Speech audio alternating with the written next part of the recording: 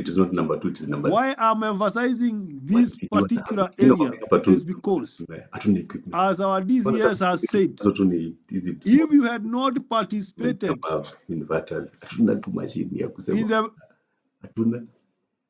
the baseline, where we identified that you are having succession problems, by now, those issues of stagnation, arising from people not being promoted yet, they have been working for the donkey years, it would not have been escalated to this report. And you know, this one being a constitutional report, it is funded report. And that's how we are able to support our case. So your participation is not just limited to submission of data. No, it's about submitting the data for evaluation. Your issues are hand. You are also told if it's a variation of data, can you check on that for reliability of the data? See, in terms of the student number, it should be precise. There should be no variation. Teacher number, the same. Capitation, all that. All these helps us to help you as an institution. And I'm happy that majority of you can associate themselves with this report because it is from the 2021 report that we were able to submit to the same commission. And they said it is true, these people are stagnating. And they were able to accelerate the succession management. I don't want to belabor on that, but your participation in the evaluation, you have seen, it has borne fruit, you are reaping, we want you to reap big and bigger. With a few remarks, is Mr. Sombo. Mr. Sombo, I hope you are around, because this is the area where we start now having an engagement. Kevara, the person from also Tifeta, all those people, I need them to be around so that you note even in the chat books what you need to respond to, so because we are in this together. A question that is raised during the plenary or even during the plenary can be responded to by any one of us. We don't have resident knowledge. Hatuwezi kusema tuko na monopoly. No. But in matters of policy, we shall be there. We shall be harder to come and explain. If there are operational issues that touches on the TVET sector, the ministry and the fraternity of the TVET, SIDAC and the Kenya School of TVET, it should be there. So with those few highlights, I want to invite Dr. Juma to continue with the rest of the program so that we recoup time. Asante sana, asante sana. You are one sector that I am happy to be associated with.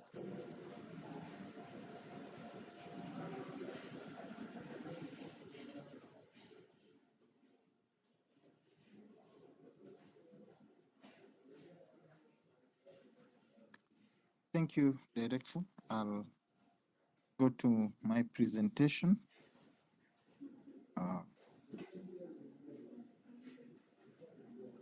As I bring it up,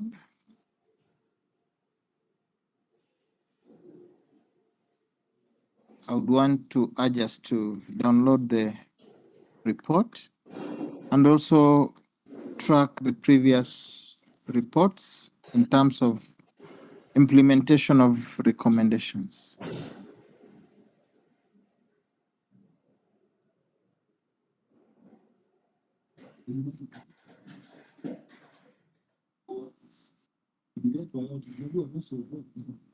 Okay, I believe we can all see the presentation.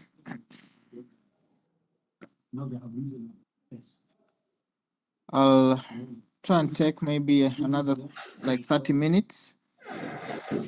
I'll take another 30 minutes or so to take us through the presentation. In last year's evaluation, we had a number of tools we used. We had one tool, we call it the cross-cutting, which we sent to all the public institutions. I hope I'm loud and clear. Then we had institution specific, and one of the oversight institutions is the ministry, the State Department for Technical and Vocational Education, because you oversight the TVET sector. Then we reached out to a few citizens through select Huduma centers, NSSF and TSA, and we also reached out to about 1,623 citizens who sought services in various public institutions during the year under review. And we also reached out to 2,950 new officers who were employed and went through induction just to check whether the information institutions had given was factual. And then we checked the status of helplines, toll-free lines, emails, email addresses, and service charters, and the customization of websites. The values and principles in Article 10 and 232 are quite a number. They run to almost over 30. And so evaluating can be so way back in 2014-15,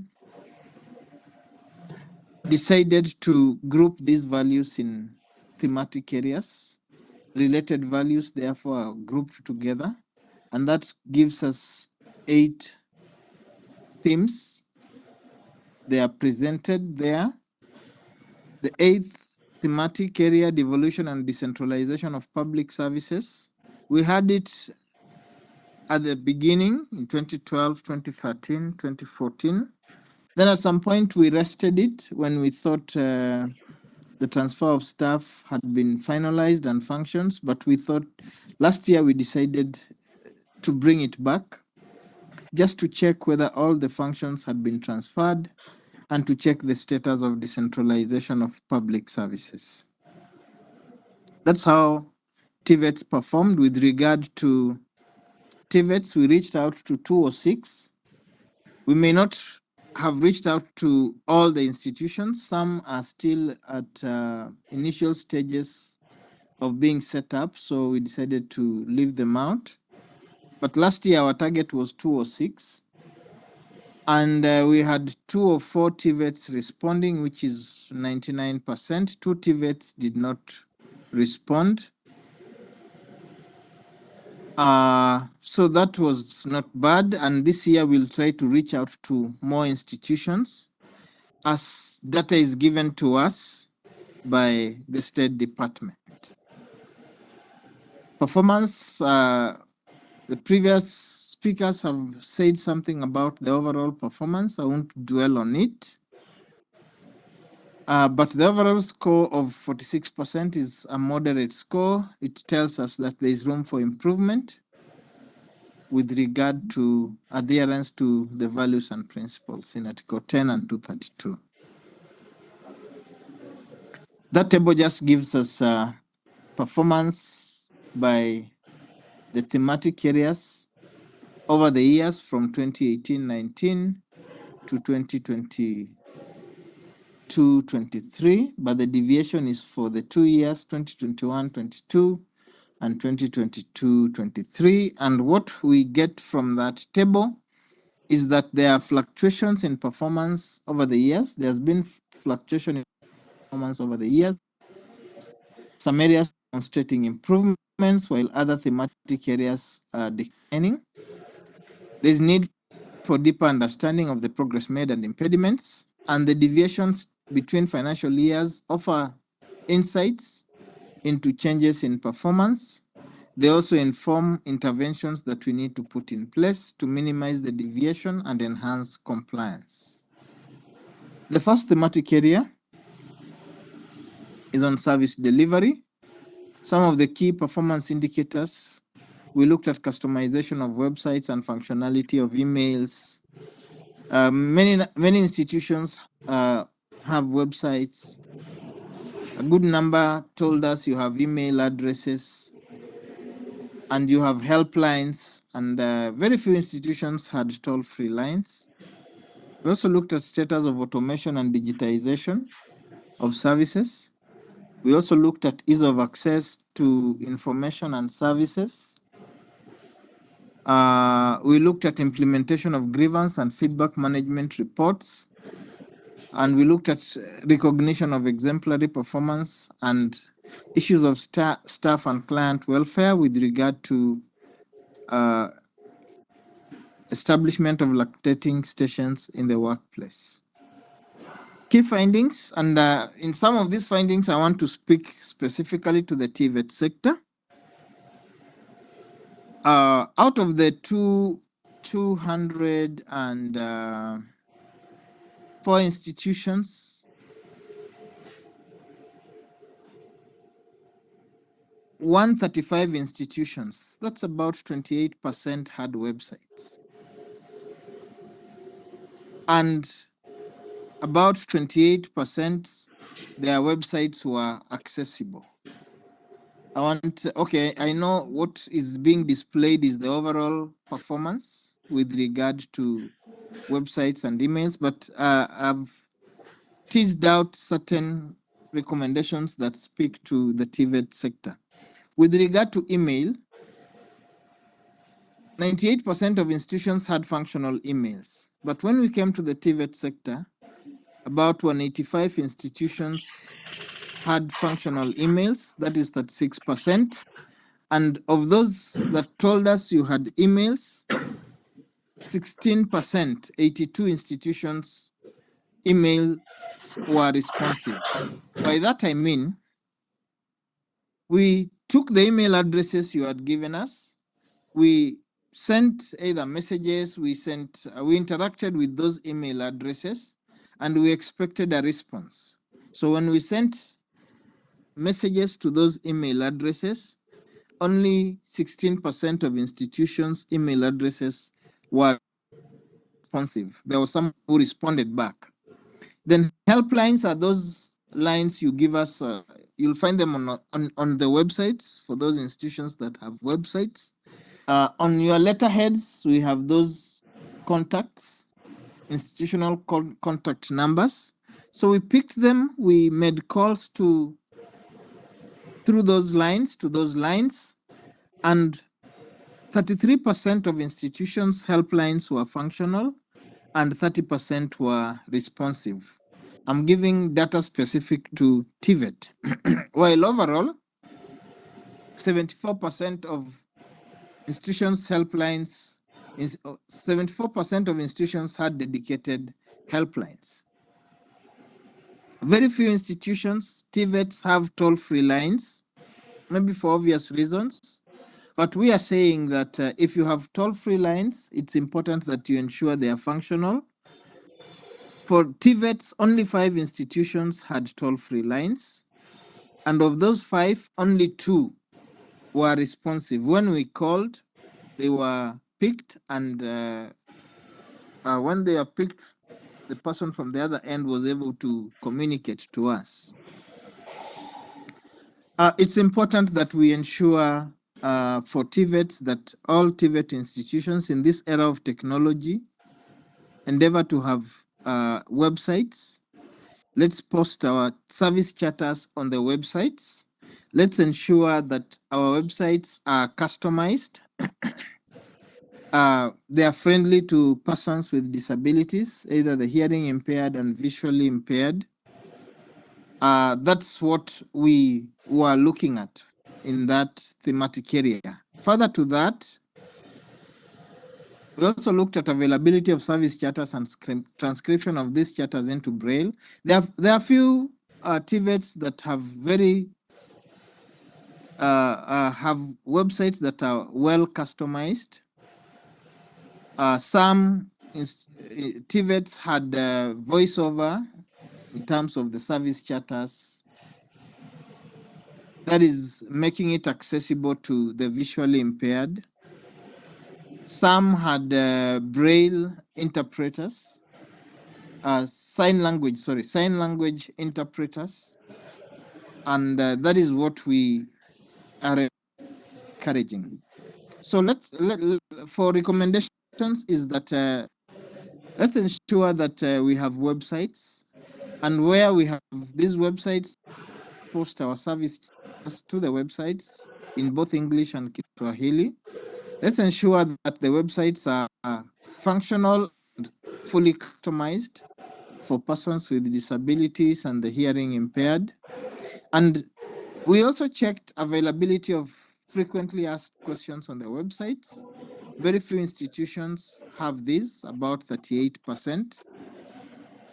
And we checked at status of compliance with the directive that institutions try to migrate services to the online platform, and 32% had complied. Delay in service delivery remains a leading cause of complaint from citizens. Let's endeavor to ensure that the services provided delight the customers. Let's document, digitize, and migrate services to the online platform. There are certain services like application. There are a number of TVETs that are doing very well.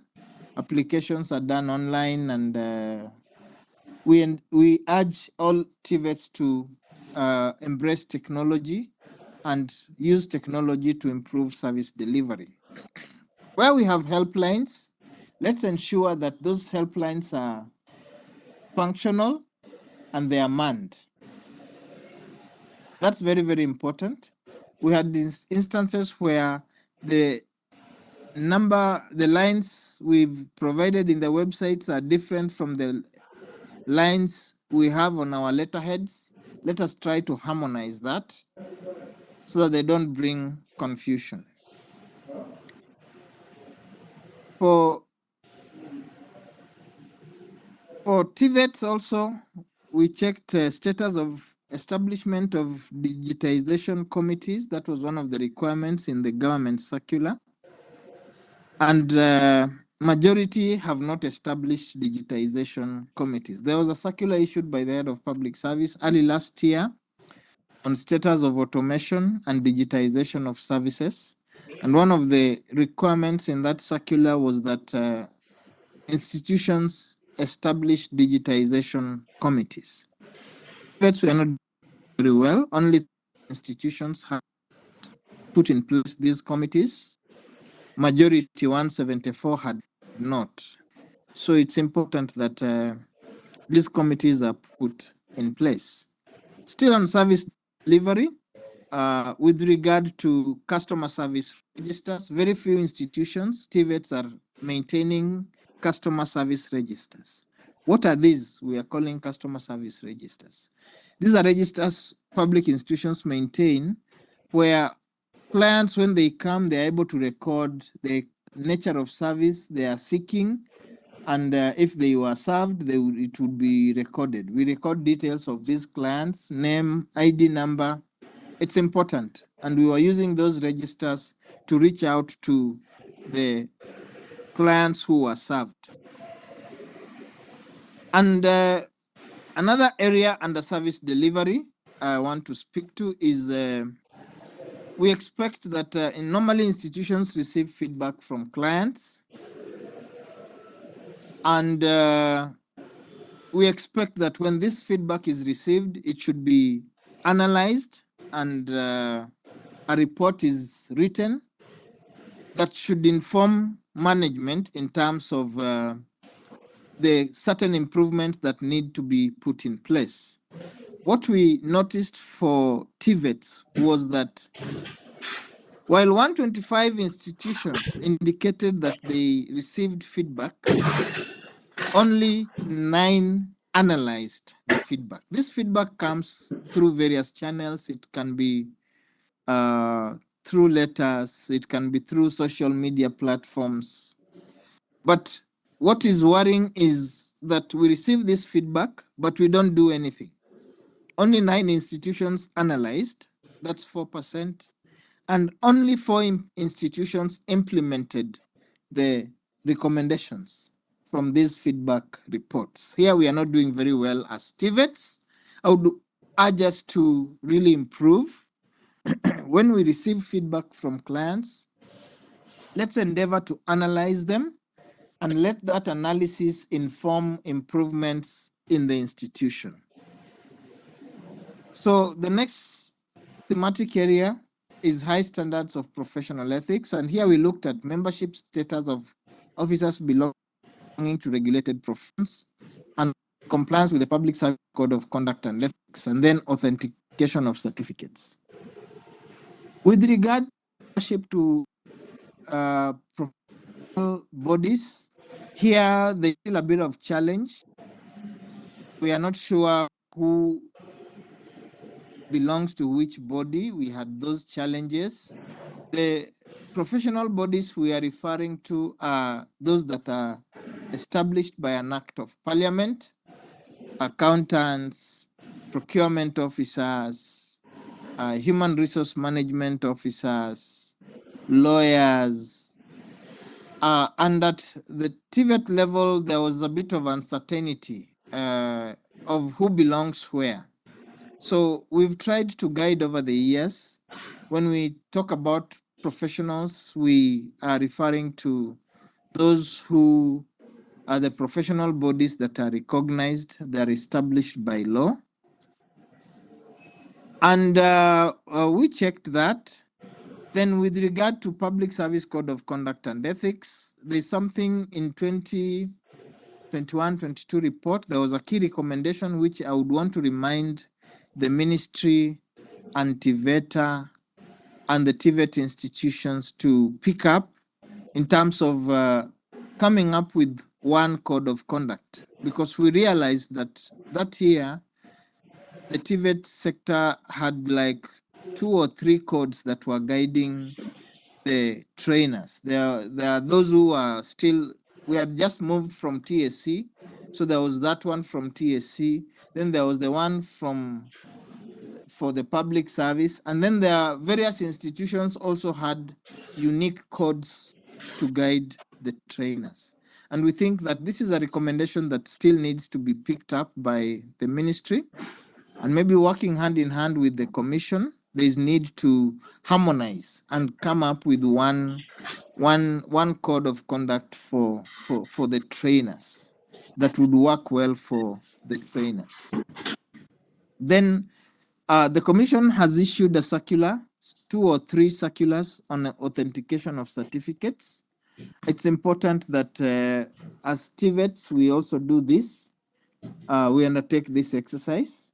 And 57% of institutions had authenticated academic certificate, and 47% TVETs, that's about 96 institutions, had authenticated professional certificates. This is an exercise that is ongoing, and we want to urge the ministry to spearhead this, the State Department to spearhead this, and to make it a norm that anytime we recruit, we ensure that we authenticate, we vet these certificates before we introduce these officers into the payroll. This can be done at the ministry level and also at institutional level. Then for those institutions that have not finalized this exercise, we recommend that this exercise be fast-tracked, and we finalize the authentication of certificates, and necessary disciplinary action be taken against officers who are found to have used fake certificates. Good governance, transparency, and accountability. The thematic areas, the indicators we looked at were issues of managing requests for information, status of reporting of corruption cases, registration as data processor and controller, civil proceedings against public organizations, management of gifts and conflict of interest, status of compliance with initial and final declarations. I want to pick out just key findings that touch on the TVET sector. With regard to schedule of interest, this one touches all of us as public officers. There's Leadership and Integrity Act 2012 requires officers to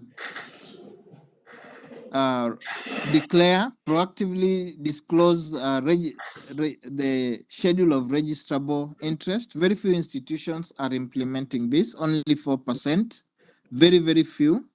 And this is one indicator we would want to continue looking at so that its implementation can be fast-tracked. When it came to issues of gifts, we want to believe that all TVETs have a register for gifts received by officers and gifts given out, and that also there is a record of a register for conflict of interest. But of interest for TVETs is that, and you'll find this in the report, 3 TVET institutions had given out cash gifts, and cash gifts and gift vouchers are prohibited. There were institutions that gave out alcoholic gifts, but for the TVET sector, what came out glaring was institutions giving cash gifts and gift vouchers to officers.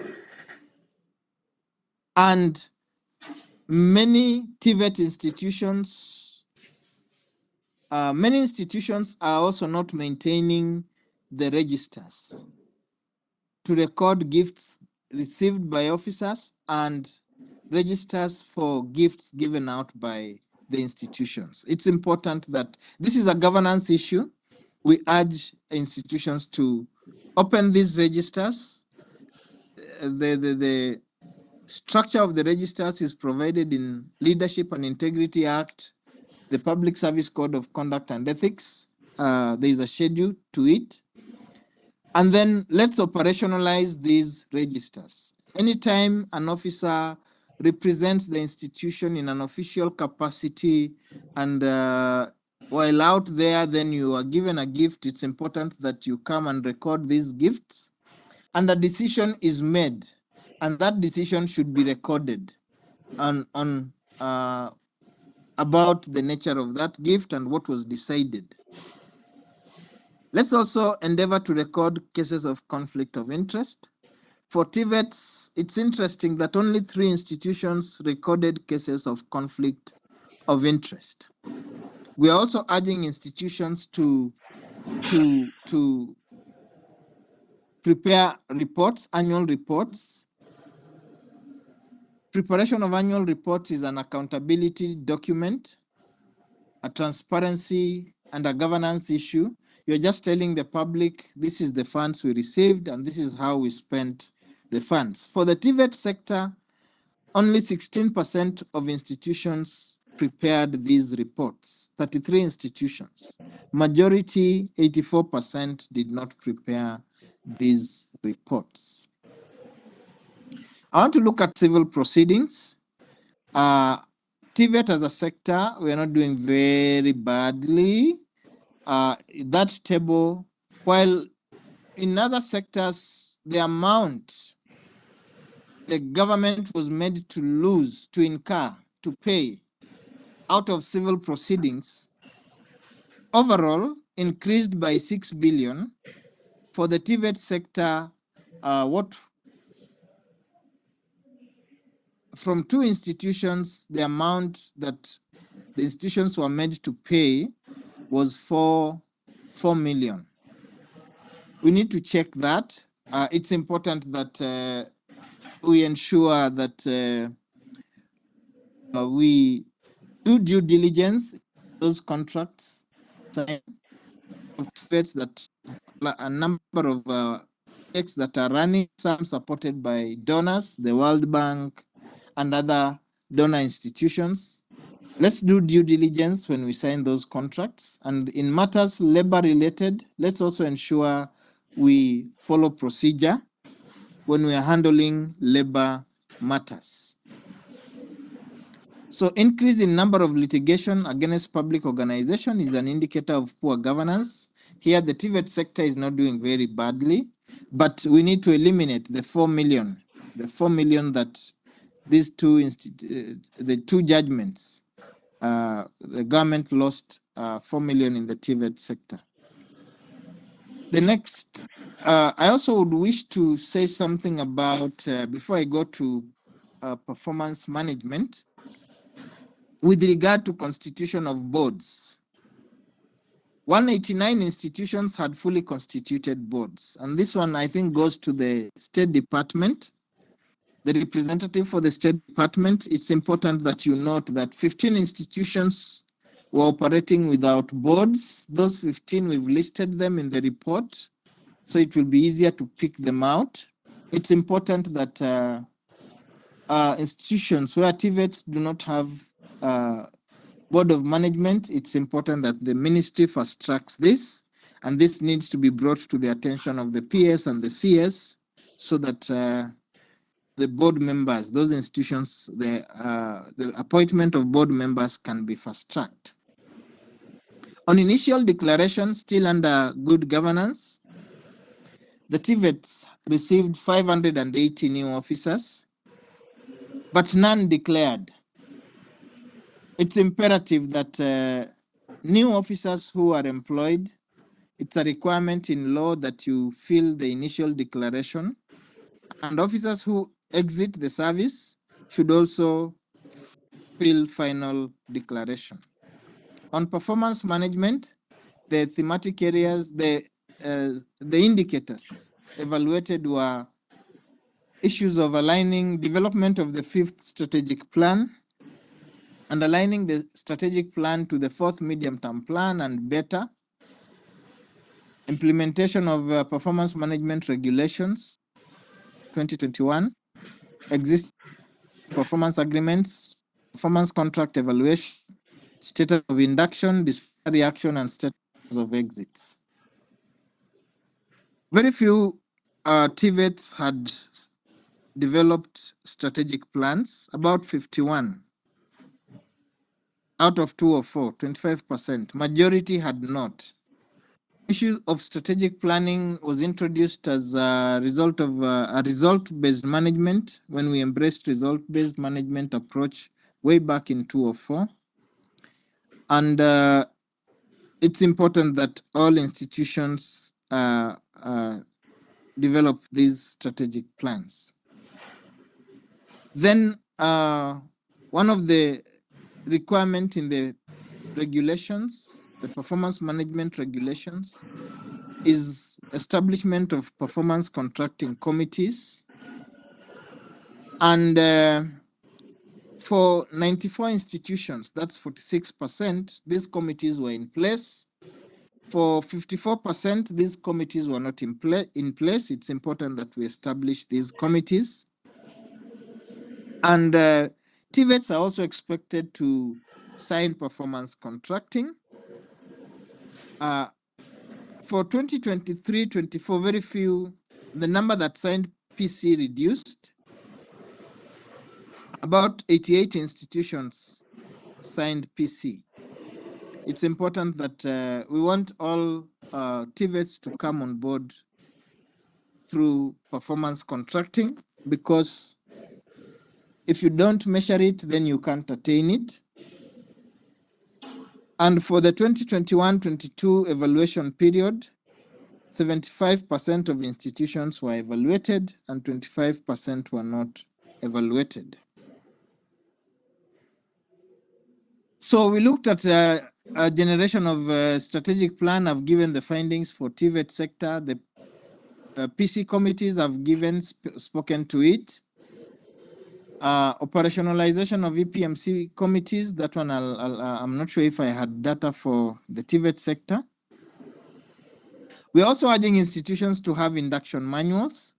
When we employ new officers, it's important that they are inducted. And this can be spearheaded by the State Department in coordination with the principals of the various TVET institutions. And the policy requires that within 3 months of appointment, these new officers should have been inducted. Let's look at performance management target setting. I want to focus on the TVET sector. we had 13,152 officers, and of those, 8,900 set targets, and of the 8,900, only 2,553 were praised at the end of June 30th, 2023. This is a problem that is affecting the entire, all the other sectors, performance management, target setting. How do we hold those officers to account every day when they come to work if they are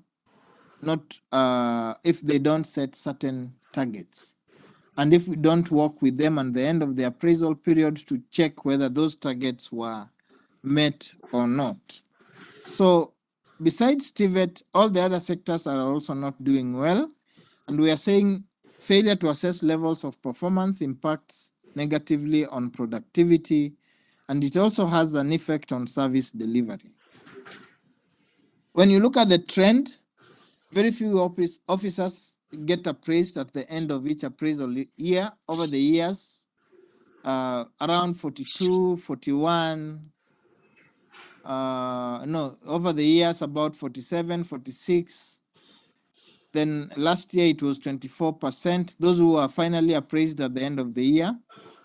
And not all officers set targets, barely half of officers set targets. And that's not very good. So as a public service, this is an area we all need to pull up.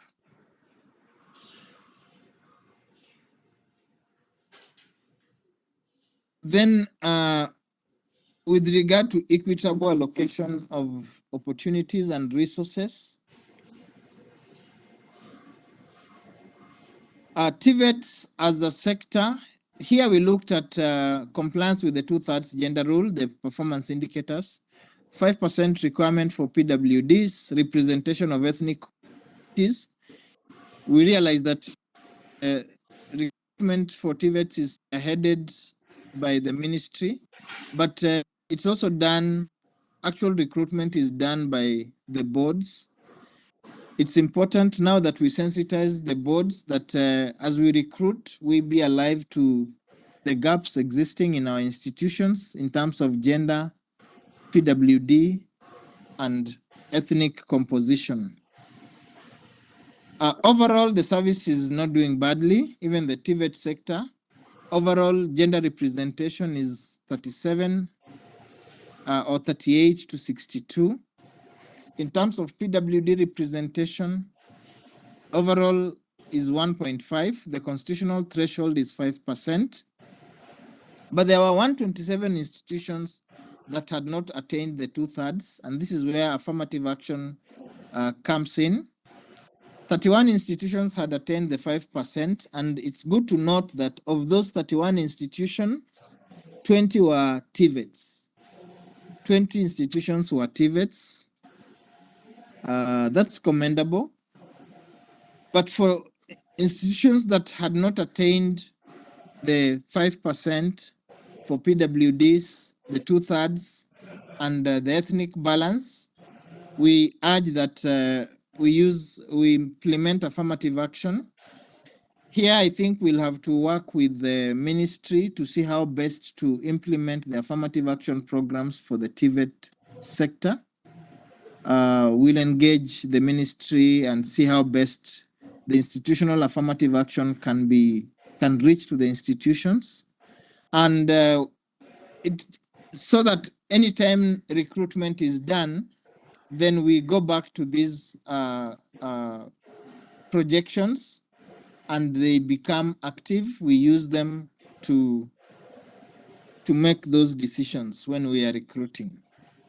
In terms of representation at policy level, the service is not doing very well. The female gender is not well represented at policy and senior management levels.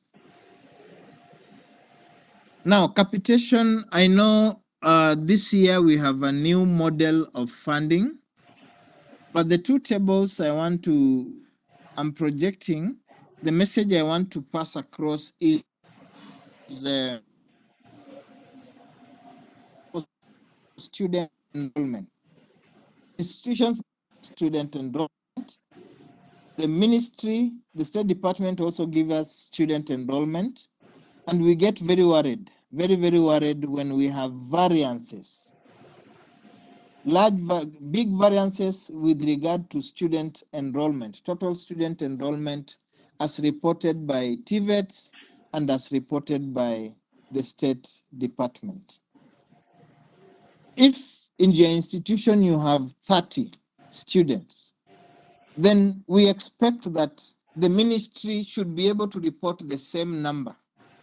But when we have a situation where institution give us a different number, and then the ministry also gives us a different number, then we get very worried.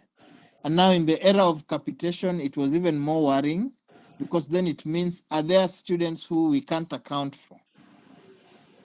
We expect this data to be the same.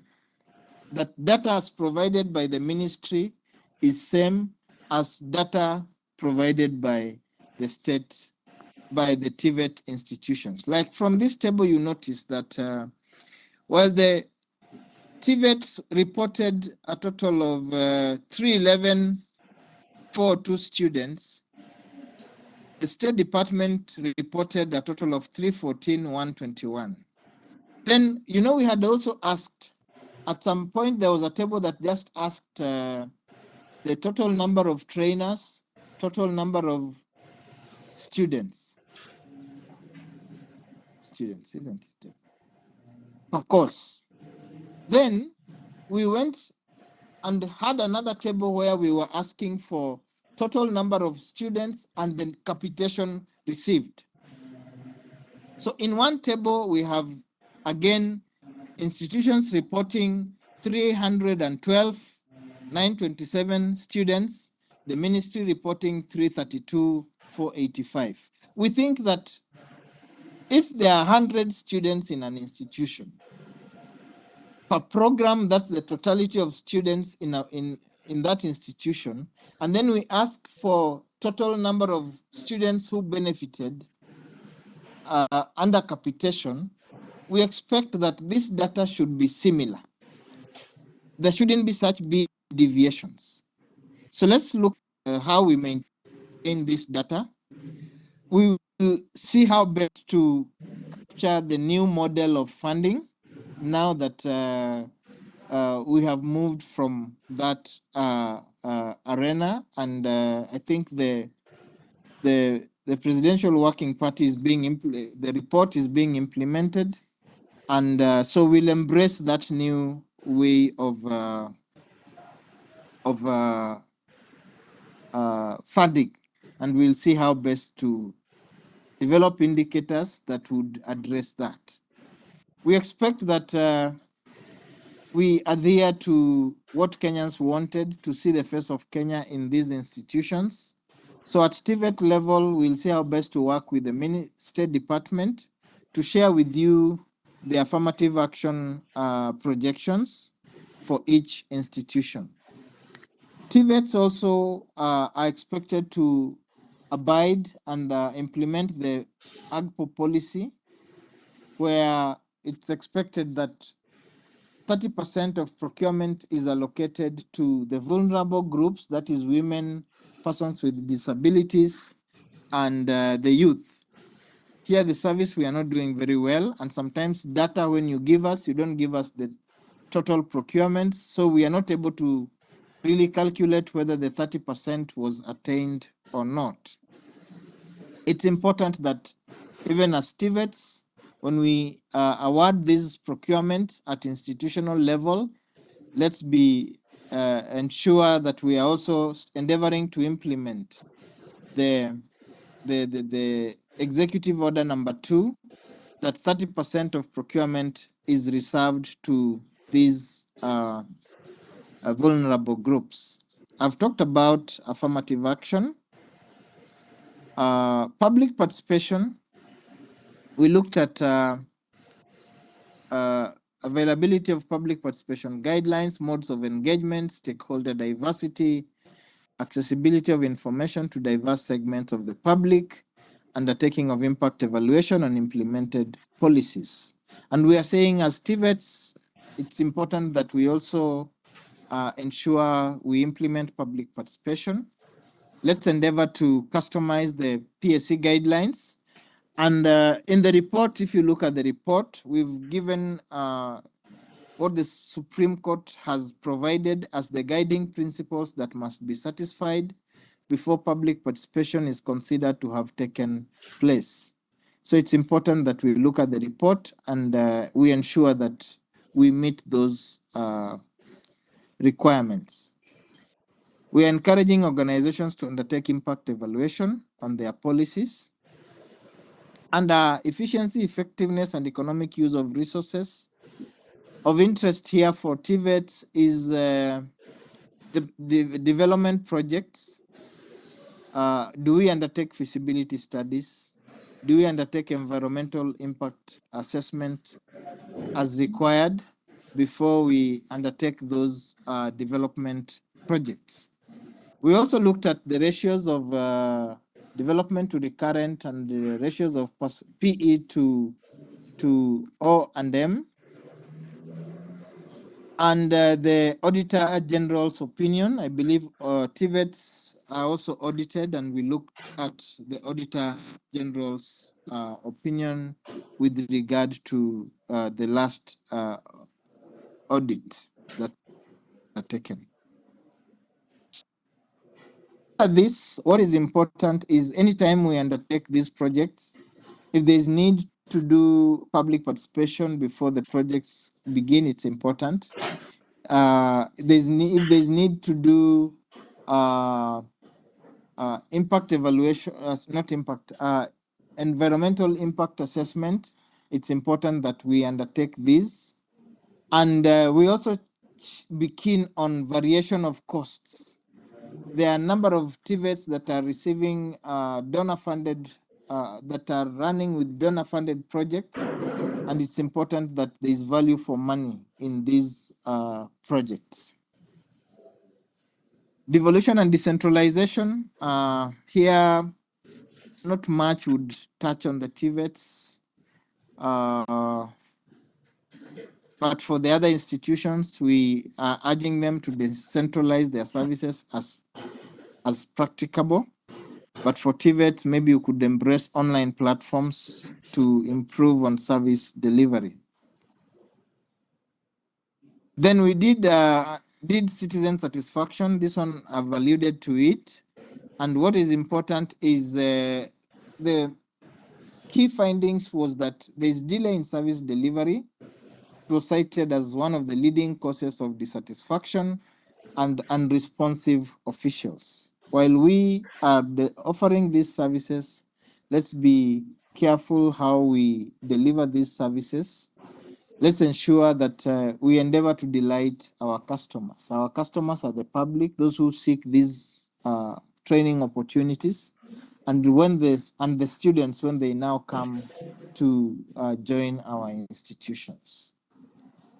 I end with this quote: "A corruption-free society encourages ethical leadership and accountability among public officials, and ethical leadership sets a positive example for future generations, fostering a culture of integrity and transparency." As TVET institutions, these young people who are passing through our hands, let's mainstream values in our programs, in the training programs that we are undertaking, so that we can bring up, we can nurture a generation that is value smart, a generation that embraces values and principles, and we then will be able to change this society. Thank you very much. I come to the end of my presentation. Over to you, Mr. Wesley.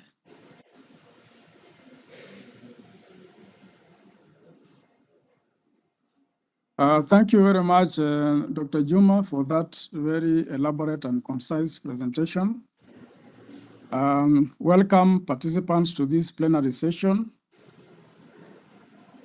My name, as you have been told, is Wesley Kipngetich, and I'll take you through the plenary session. I hope you have followed the presentations, and you have also registered in the provided links. And there are two ways in which we will handle this plenary session. We will take questions when you have put up your hands. In your gadget, there's a provision for raising your hand. So you will put up your hand and then we'll be able to take your question. But first of all, we'll start with the questions on the chat box. We encourage you to use the chat box. It is easier in terms of economy and efficiency in time usage. And I note that I will not respond to all the questions. All the panelists will share different aspects of the questions.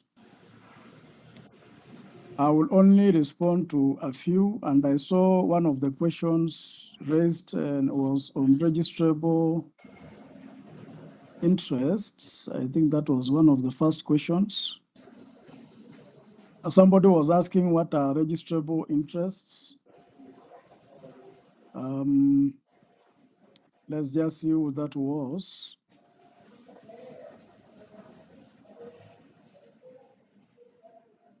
Yes, but registrable interests are a provision under the Leadership and Integrity Act.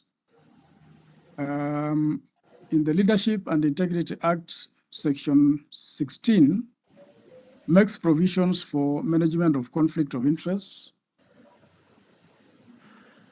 And the management of conflict of interest includes declaration of interest as and when they arise, either in the ordinary course of transactions in your organizations or in the decision-making process. And one of the proactive ways of management of conflict of interest under that section, a requirement is made for public officials to declare their registrable interests as provided under a schedule which is in that act, and so that all public officers are proactively encouraged to declare their interests and ensure that those interests that are proactively declared, that is, then they are updated as and when they change. You could be, say, a shareholder in a company, so sometimes you increase your shares, sometimes you divest those shares, sometimes you even resign as a director of a company. So the circumstances in which officers are conflicted keep changing from time to time. So that is an inventory of areas in which an officer may have interests that may conflict with official duties. So we are encouraged to register those conflicts or those areas of possible conflicts in advance and update that inventory, which is a schedule to that act, as and when changes occur in relation to those interests. So you are invited to download the Leadership and Integrity Act and check on Section 16 and the schedule thereof. That is where the schedule of registrable interests is. So what we had asked is, have the officers in your organization declared the registrable interests? And if so, and it appears this was an area that was also not well responded to, probably because one of that clarity, and two, probably then the compliance is not very good. One of the major problems in the public service that contribute to poor governance practices is the manner in which we manage conflicts of interest.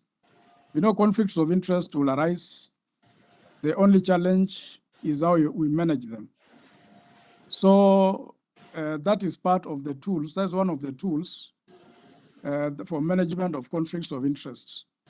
So take that one into account in your institution, institute the compliance with that schedule of registrable interests, And that one, together with the DIALS, the Declaration of Income, Assets, and Liabilities, are two key documents then that are used to manage conflicts of interest in the public service.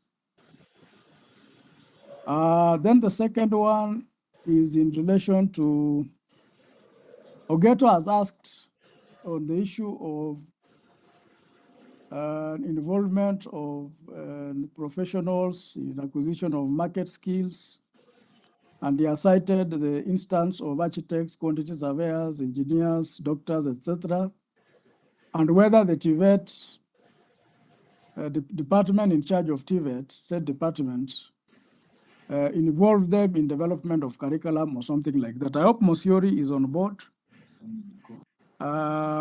Or somebody from that department is on board, who will give you an opportunity to respond to that. And I hope also the TVET authority is on board. This is actually their area. They are the regulators. They should be on board, and then they should respond to some of those things. The next issue then again that is asked by Elizabeth is in relation to the setting of performance targets. And you are asking what should be done to officers who fail to upload evidence to facilitate appraisal in their performance. This is a managerial thing. This is a management issue. The sanctions that apply under the reward and sanctions policy are the ones that will be applied. So familiarize yourself with the provision of the reward and sanction policy. There's a copy there. You will get a copy in the commission on the commission website. Download it, look at it. And I believe also there's elaborate training by the department that deals with performance contracting on these matters of performance appraisal and rewards and sanctions are not new in management. They are part of these trainings that are given to supervisors, and they are part of management training. So as and when you have a challenge, also liaise with your colleagues, ask them what they do, and they will be able to share the best practices in that area. Because if a staff is required to do something and they fail to do it, is it not a misconduct? Is it not subject to the normal disciplinary sanctions, reprimand, warnings, and all that? It is just like if the staff was given an assignment and they did not do it. So look at it in that context. And then there's a question again by the same Ogeto on what he calls continuous pupillage development. CPDs are continuous professional development, not pupillage development. So this relates to professionals, and professionals are those regulated professionals, members of regulated professional bodies. When we say regulated professional bodies, we mean those members of bodies which are established by law, such as the Kenya Medical Dentist and Practitioners Council, ISPAC, Law Society of Kenya, and in our inventory, I think we have 29 such groups.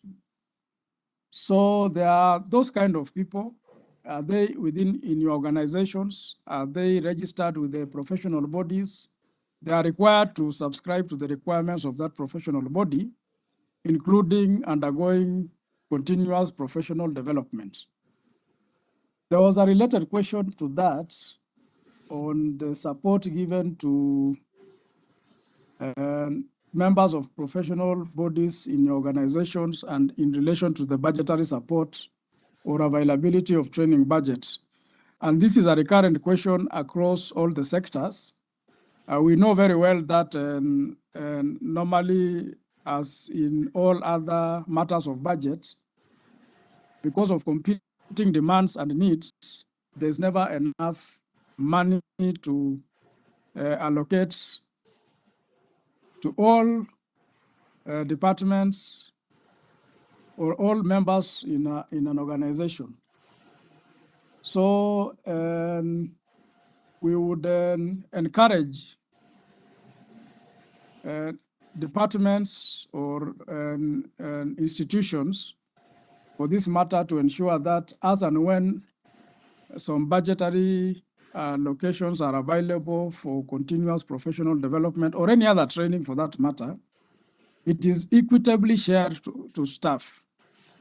So if you have members of professional bodies, represented in your organization, ensure that those members have equitable benefits of such opportunities and such budgets. Don't just train a certain profession.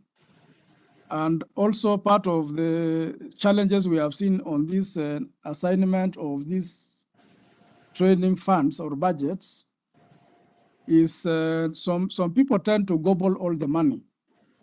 So it depends on where you go to train, how many times you go to train as a member of a professional body, because we have people who even go for these trainings to other countries like Rwanda, Arusha. I've heard even of people who go to Dubai, sometimes Australia. There's no harm going to all these places, provided that you are using your own money and you have not exhausted the departmental budget and disadvantaged other members of the professional bodies just by virtue of the fact that you control or you are in charge of training for that matter. So that I think settles that question. I had seen it somewhere. Then we have seen also there's another question by somebody called Ariet Kajia, asking about service charters developed in Naivasha. Is now Q3. Yes, you will appreciate that even that time when we were dealing, we had invited members of the education sector. We had just slotted in a bit of time within this survey exercise. So we have not really had time to get back on the finalization because we were finalizing this report. And it is now that we are disseminating the report, and then we will revert back to the matter of conclusion of that exercise on development of service charter. But I think the institutions that were represented in that workshop had sufficient information to continue at your own institutional levels and to develop fair drafts. And I think we had fairly agreed on the areas because educational institutions have a lot of similarities in terms of the core services. You have a lot of shared areas like admissions are admissions, and the graduation is a graduation. It's only the similarities are really varied, and we are sought to standardize in that forum. Proceed to continue. I hope we did not stop where we stopped. It is your charter, and you are sufficiently empowered to develop a draft. So you develop a draft, you can even send it to us, we look at it, and so on and so forth. But we'll endeavor to roll out a charter that standardizes those services as agreed in Naivasha. So yes, we appreciate that reminder, and we are cognizant of the fact that it is unfinished business. We'll embark on it. Then there's also somebody, Paul Gasheru, has raised an issue about affordable physical sensitization, since many institutions are willing to be trained. The only constraint on physical sensitization, in fact, that will be the ideal, are again budgets. The limited budget available for capacity building across the service. But as and when an institution has a budget and you make a request to the commission, probably even with the constraint capacity, occasionally officers from the commission are available to assist you with capacity development on any areas, including these values and principles, as and when a request is made to the commission. So karibu sana on request, but the constraint is actually the budgetary and the availability of budget. And then we have Evelyn Masinde. You have also indicated something on timelines in service delivery, and you have a concern on appointment letters. And since you are moved from TSC, I would like the director to respond to that question. The director will respond to that question on appointment letters of, I think this must be tutors who are appointed and when they move from TSC. So just hold on, the director will address that question. And also when somebody from the State Department for TVET, director with someone from the State Department for TVET should also handle that. Now there's also a question from Stephen Ngome. Stephen Ngome is asking, do we always record in conflict of interest in every meeting, even when we have no interest? Yes, we did see the uploads on conflict of interest register. Some of them were blank. Some of them are actually records of members attending a meeting, and then the declaration is that there's no interest. I think there's some engagements that can be a bit mechanical, and you are invited to, what you record is the conflict. So to make an entry in a register to say there's no conflict, I do not know what purpose it serves. Yeah, because you are required to record a conflict of interest if it occurs or is present. So, and then even for those conflict of interest registers which were uploaded by many institutions, and I think you will be reminded in the next presentation by Evelyn and probably Wumba and Dr. Kiprono, some of the challenges that we face in data processing, which includes institutions uploading blank documents, irrelevant documents, documents that have just been prepared for purposes of this exercise, and a few entries made just to satisfy the upload. And when we ask you to upload a conflict of interest register, is a means of verification, because we would have asked you on information on how many conflicts of interest were declared, and there's a separate table. So as Dr. Juma has explained to you, inbuilt in this survey instrument are a lot of layers and layers of means of validation, means of verification, and means of triangulation, including from oversight institutions. So just present valid data, accurate data. Don't feel constrained to present things that are not true or that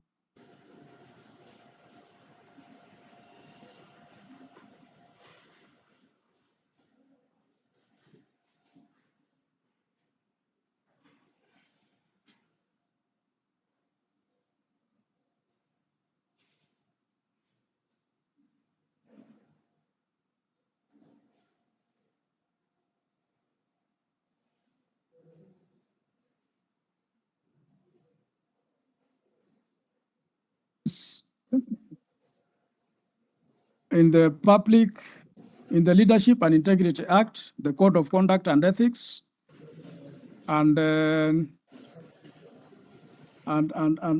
are documents that you may come across in the service. So there's even a prescribed template on management of conflict of interest that you're supposed to use. So don't just decide any other template. Use the template that is prescribed, and you will find it in the Code of Conduct and Ethics. You will find it in the Leadership and Integrity Act. There are schedules to the Act. So use that prescribed template.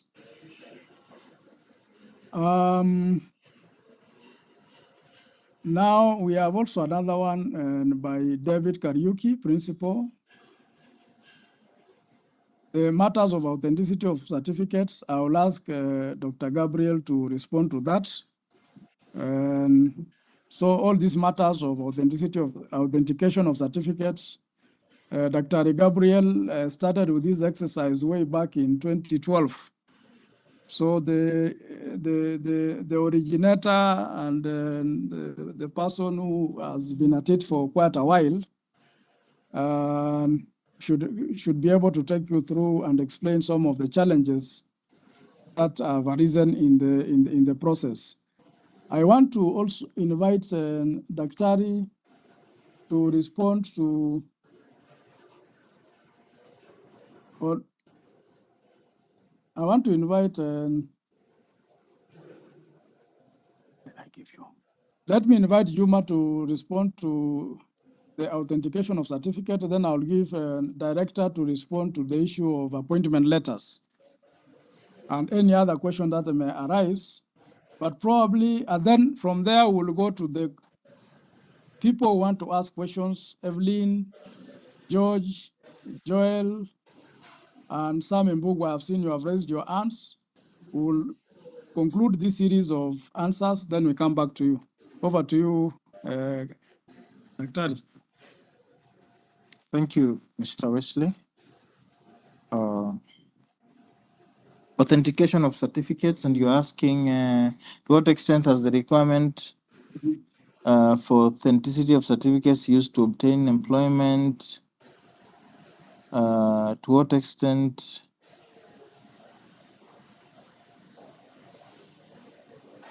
achieved its intended purpose. I'll focus on the national government. A good number, and you expected if you find officers who used fake certificates, then disciplinary action is supposed to be taken. If you read the press, you've seen officers who have been taken to court for that, and they are expected to pay back the total sum that they acquired illegally.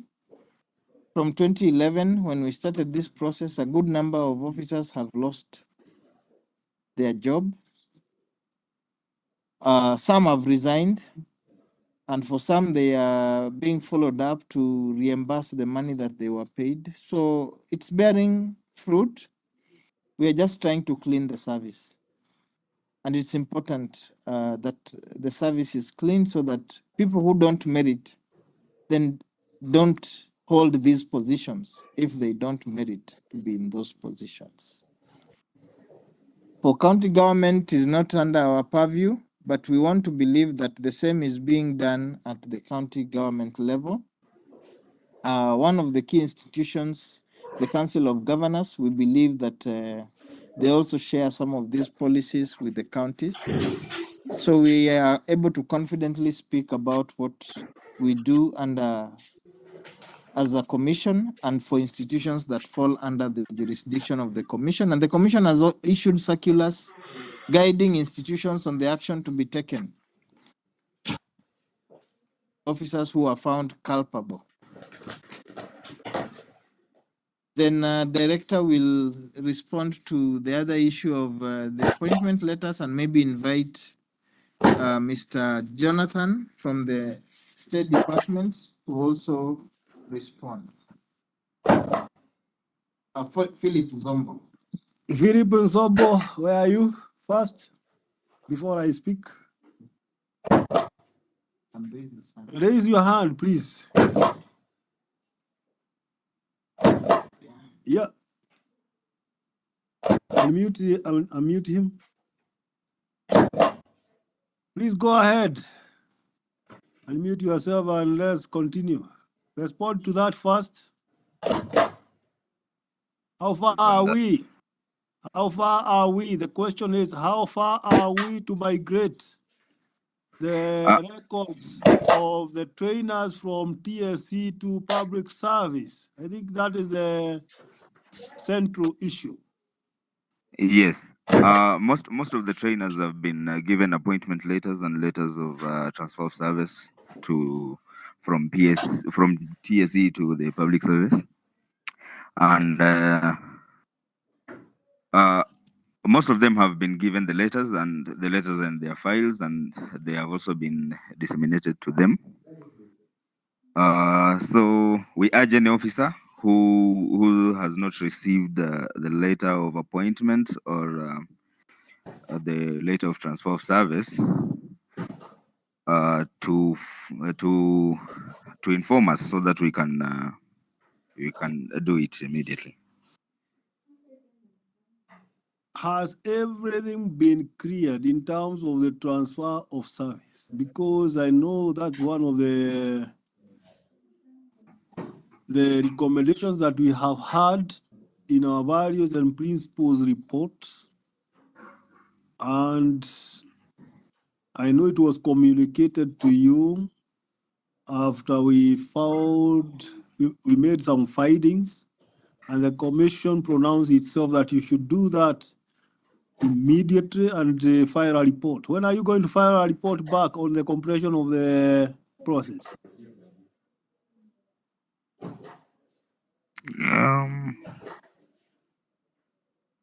On the reports upon the completion of the process.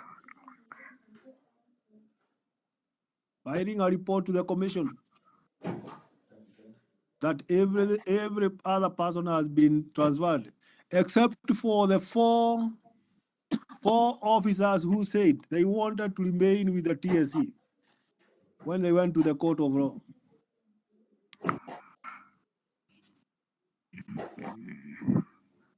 I think I'll need to get back to you on that.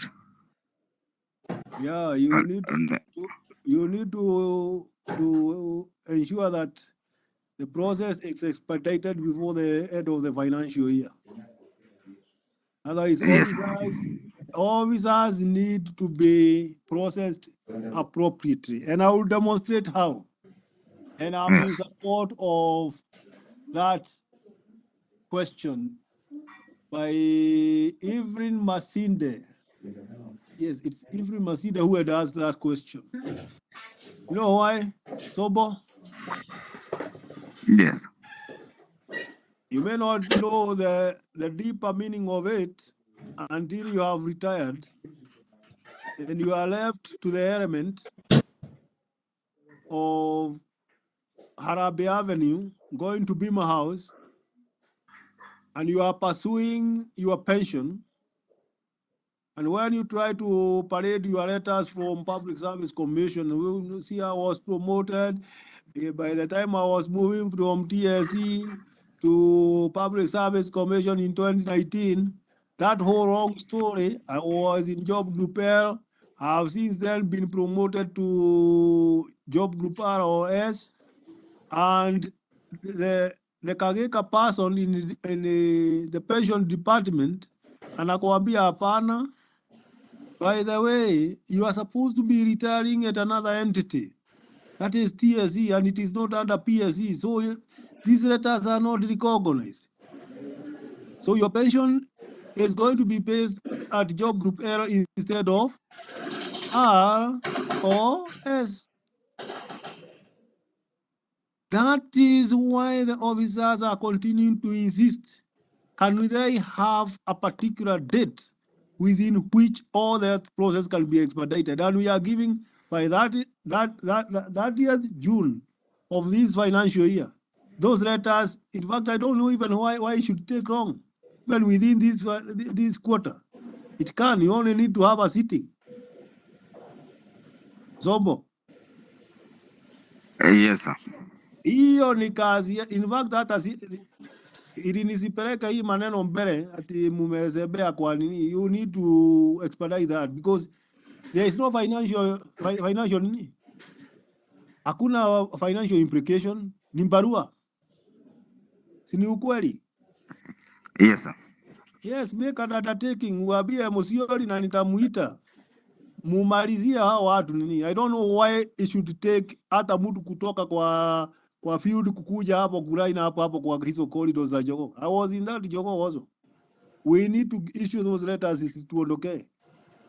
If you understand what it means for an officer to retire, ako peke yake, hapo hakuna kati, hakuna those trade unions, ako peke yake. You know, when you retire, you are on your own. Yeah? Unasema you are under the mercy of the Godot, or any person who cares. So please let us not expose our officers. They are our officers, and we shall remain in solidarity. And the solidarity is best done when we also remember it is not just a question of an officer going to class to teach or behaving in a, lakini hata masilahi yake iangaliwe.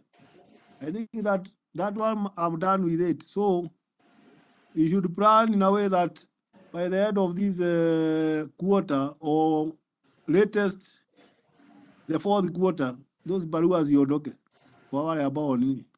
Let's not line up people huko kwa Jogo House wakigojea. Any other issue? Any other issue I will continue to come up so that we interact kabisa. Asanteni sana for those questions. You see they are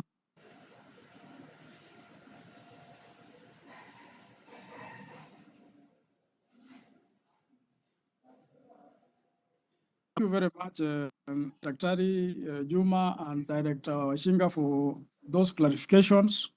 I think at this juncture, we are just midway through the presentations. We would like to give the people who have raised their hands, starting with Evelyn Masinde. You have been unmuted. Unmute yourself and ask your question or make your comment.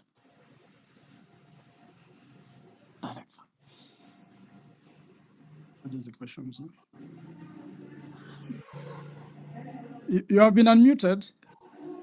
Unmute yourself and ask. The fact that this person went to his house, burning in pain, and said, "Oh, Brian, please rush to my house and secure the gun. Remember, the gun belongs to Brian."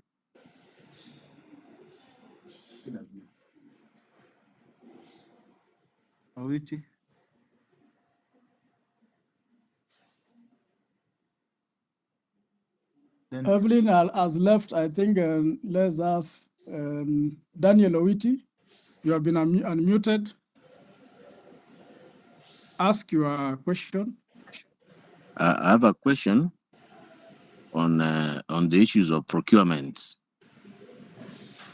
Now, what happens when the government provides funds for procuring a particular activity, let's say like a water project for an institution, and then this is done and it fails completely to serve the students? Two, what happens to the we were provided by some equipments through the FDB by the ministry, and there are some of these equipments that actually have not been checked, and some of them are getting disappeared from wherever they have been placed. I don't know what kind of check can be done there. And also there are also some procurements that have been done on infrastructures like buildings in institutions by the government, but it's taken too long. And those buildings are now, we call them white elephants, while we have students who don't have classrooms or lectures. Thank you. Yes, we'll take the next question. Kurgat, you have been unmuted. Please. Second, Oh, yes, sir. You can hear me? Yes. Yes, my question was in relation to gifts. I needed clarification the kind of gifts. You know, we have institutional gifts gifted to the institution, and those gifts gifted to the individual employee. Now, and you are saying we have to have a record. Now, if you are gifted as an individual, does the institution have to make a record recognizing that gift that you are given?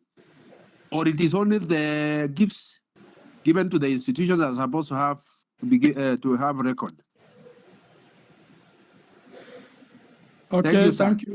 Thank you, Kurgat will respond to that Yes. one. Next Yes. one is Sami Mbugwa. Sami, you have been unmuted. Unmute yourself and raise your issue.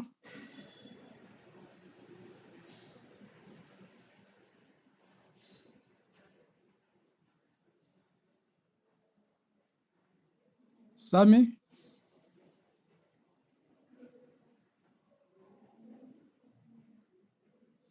Afternoon.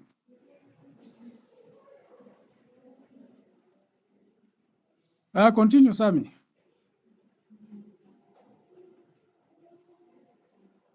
You have left the...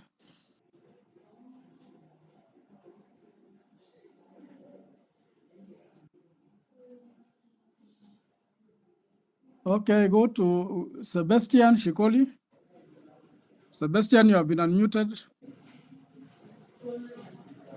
Unmute at your end and ask the question or make the comment.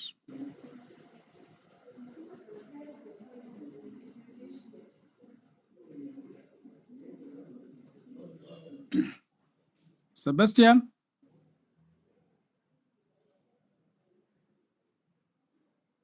Is dropped. Go to Martin. Martin Opio.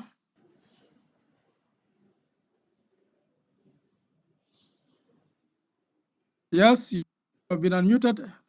Unmute yourself and ask the question. Good afternoon. Yes, good afternoon.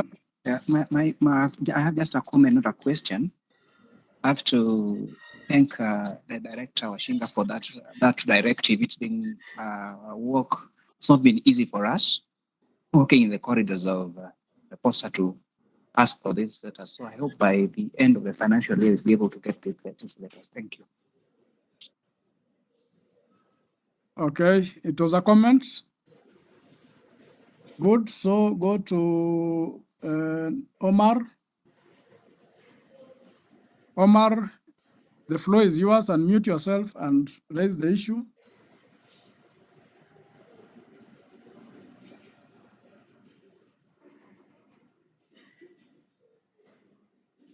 Omar Masimba.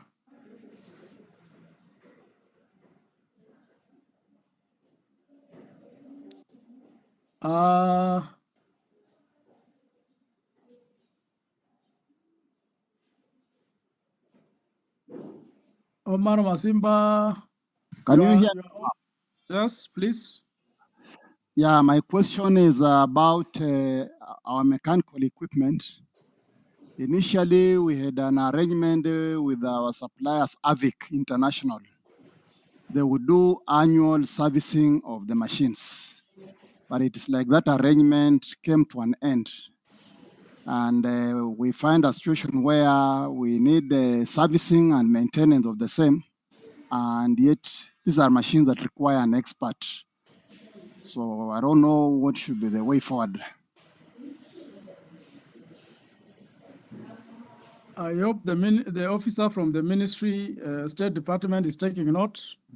Some of these questions are not related to what we are asking. We are discussing the values report, but that question will be taken up by the State Department on the issue of mechanical equipment and servicing. Then we go to Samuel Obala.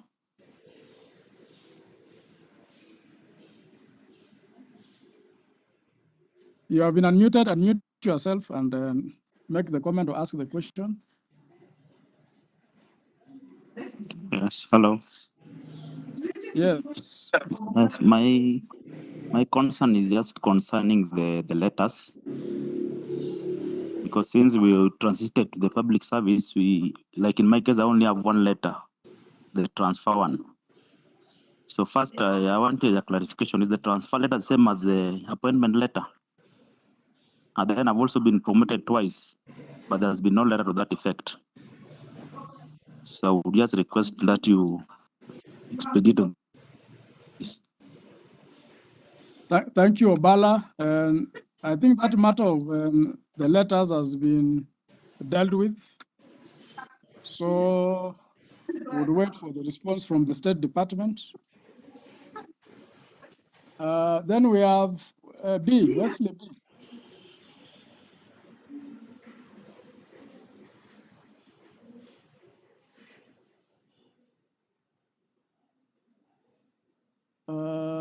It's disappeared. Eh? Oh, yeah, you're on, Wesley. Network. Yes. Yes, Wesley B. Ask the question. Okay. I'm the colleague to Mr. B. Then my question is, yes, am I audible? Yeah, you're audible. We can hear. Okay. So in most of the TVET institutions, you find that we have the non-teaching staffs, those who have been employed for maybe more than 3 years. So the question is there any plans maybe they can be absorbed by the public service, because all of them, or mostly all of them actually, are under the Board of Governors recruitment? Okay, issues That is of the plan. absorption of non-teaching staff. Yes, by the Those public service. those will be dealt with by the State Department. Yes. And I hope they have taken note of those questions. So let me take the question on gifts. Institutional, what we had asked is for institutions to give us information on gifts given out by the institution and gifts received by officers from the institution while discharging official duties. And the regulations on gifts are available at the ESCC website. If you go to the ESCC website, there are very elaborate regulations on management of gifts. It is also provided for under the Leadership and Integrity Act and the Code of Conduct and Ethics for Public Officers. So you are invited to check on these reports. You are busy chatting and we are responding. Can you unmute yourself?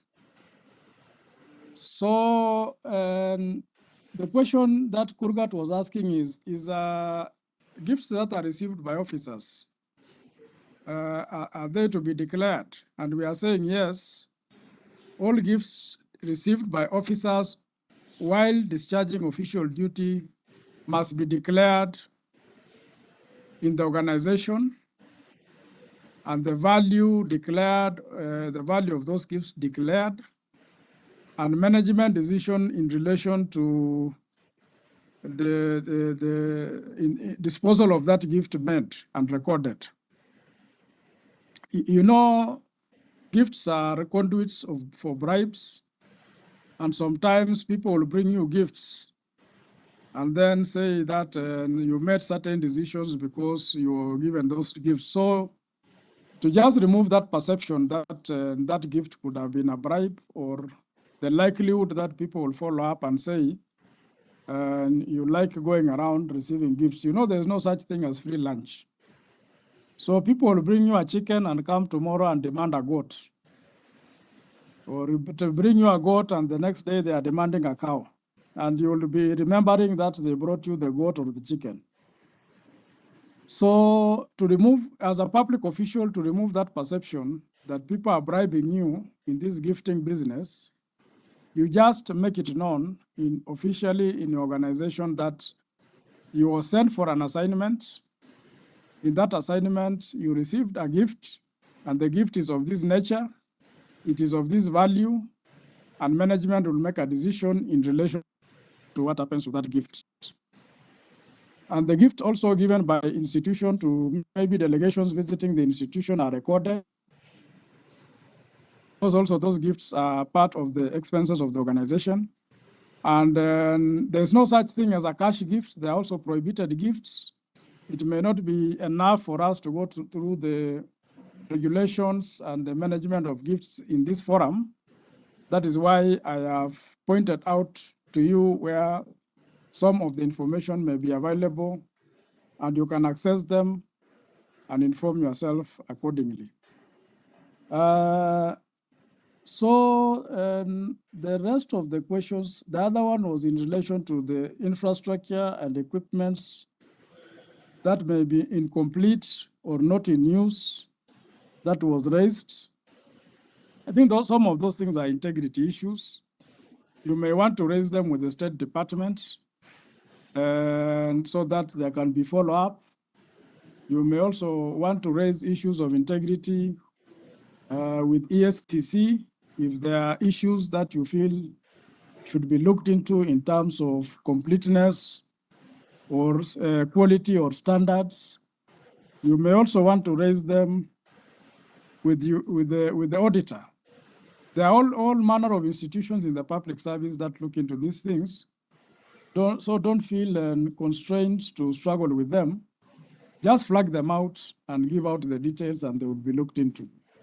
I'd like to return the program to Juma. Some of the questions would be answered in the report.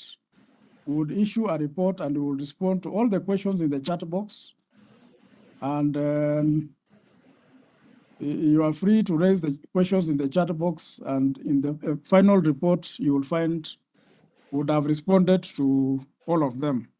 So we still have another session to go through.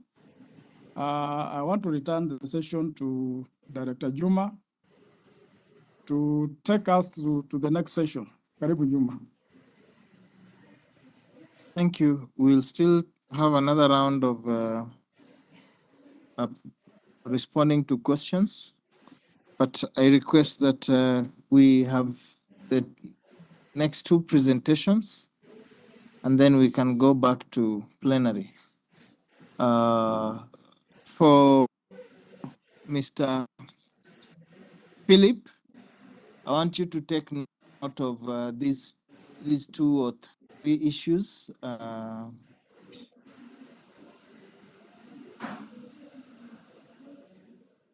The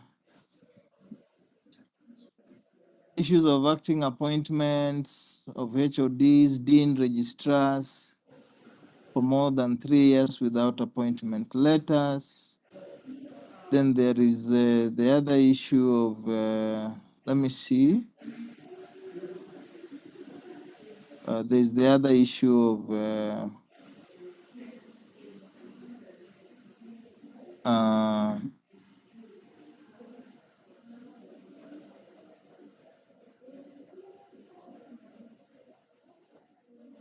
issues of what do officers who are almost retiring, what do they need to do? There are certain documents that should be filled and be channeled to Treasury, and there are timelines. Then there was another question.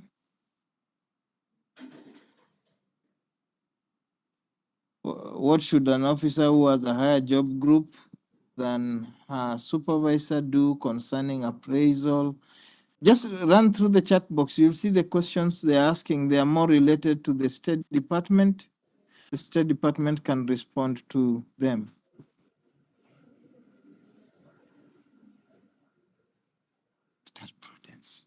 So I want to call upon Evelyn to take us through her presentation.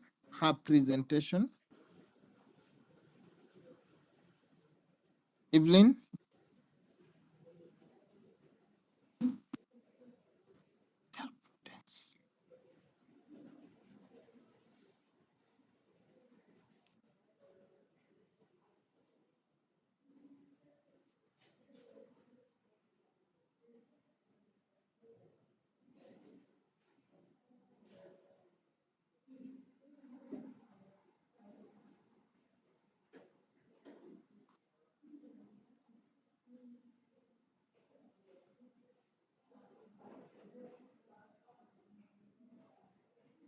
Continue, Evelyn. Good afternoon. I'd like to take us through the presentation on the challenges and experiences on the evaluation process through the medium of the online tool. This also forms part of the training for those who might have been unable to provide the data last year. Either they were incomplete or they were unable totally to access the online tool for one reason or another. So it also forms part of the training process. So basically, I shall cover three broad topics: the general overview of data submission through the online tool, the challenges as institutions faced, institutional challenges, and as a commission based on the data that we had received, and how we intend to overcome these challenges as we plan to do this exercise later this year. So basically, there were build-up meetings like this one that we are having this afternoon, and we took institutions through what the 2021-2022 evaluation report brought forth in terms of the data that we analyzed. On the same breath, I'd like to urge all of us to stay up to the very end, because it is important that you listen through, you ask questions, you seek clarification. And also you actually ask us you share with us any other challenges that you might have faced as you provided the information. One of my colleagues will share the link to register your attendance. You're not keying in the name of the institution on the chat box, but rather you are supposed to click a link that will be shared by one of my colleagues on the chat box. You click on it and you register your attendance. It is very important. So as part of this training and as part of this regrouping to review last year's evaluation, we have had my previous presenters and the previous persons who have spoken. We've focused on last year's evaluation exercise for the 2022-2023 process and the final release of the data that was shared with you as institution, as management reports. I wish to just reiterate again, as I've mentioned as I began my presentation, is that some of the institutions registered attendance last year as we had these build-up meetings, these build-up webinars, but did not follow through to the end. And the consequence is that they missed out on very critical aspects of provision of the data and also presentation of the data based on the templates that we had provided. So on to my second part on institutional challenges. I've mentioned about not attending the virtual training. We check our database and realize that actually you registered your attendance, but you are not there up to the very end. The consequence is that you miss out on very critical aspects that we are going to discuss. Other institutions provided emails that were not accessible. How? Either the email is wrong, so when we send the instructional email and the tool, they bounce back, while others provided institutional emails. For instance, Psc at info@psc.go.ke. It is not tied to anyone. It's not tied to any. You just know that this is a Psc email, but you cannot actually pin down to a particular office. As you register, and even as the subsequent webinars that we shall organize later this year, provide emails. We usually encourage that you provide two emails. One email is your official email, and an alternate email, which is your personal email. Why do we ask for these two emails? Because sometimes when we send out the data, the tool, based on the settings on your servers, it filters out the tool. However, some of the institutions that we engaged last year that used their official emails, and we had that challenge, we liaised with their IT and we were able to resolve. Others we were unable, and therefore we resorted to sending the tool on their personal email for purposes of transmitting the data. We usually have an instructional email. I wish to mention this, that the instructional email provides the basis of the data collection process. So some institutions chose not to read through the instructional email, and therefore they missed out on a big chunk of what was required. So what I would urge all of us to ensure that subsequent exercises that we intend to carry out, please take your time to read through the instructional email, okay? While they chose not to read the instructional email, they went on the tool direct. They would reach at certain points and would call us and ask, where is this table on staff biodata? We don't know where it is. And on further inquiry, we realized they did not take their time to read the instructional email, or they did not attend the virtual training. So basically, the instructional email takes an interface as what you can see on the screen. This is just one page of the instructional email. So the email provides links or to access the specific templates for institutions. So today we are addressing majority of TVETs. So you're supposed to click on that TVET's link and access your specific templates. And I'll explain why that is very important. Another thing was that some institutions, because in a rush to finish and submit the data, they would open multiple tabs to respond to the different questions, or they would use different devices to respond to the tool.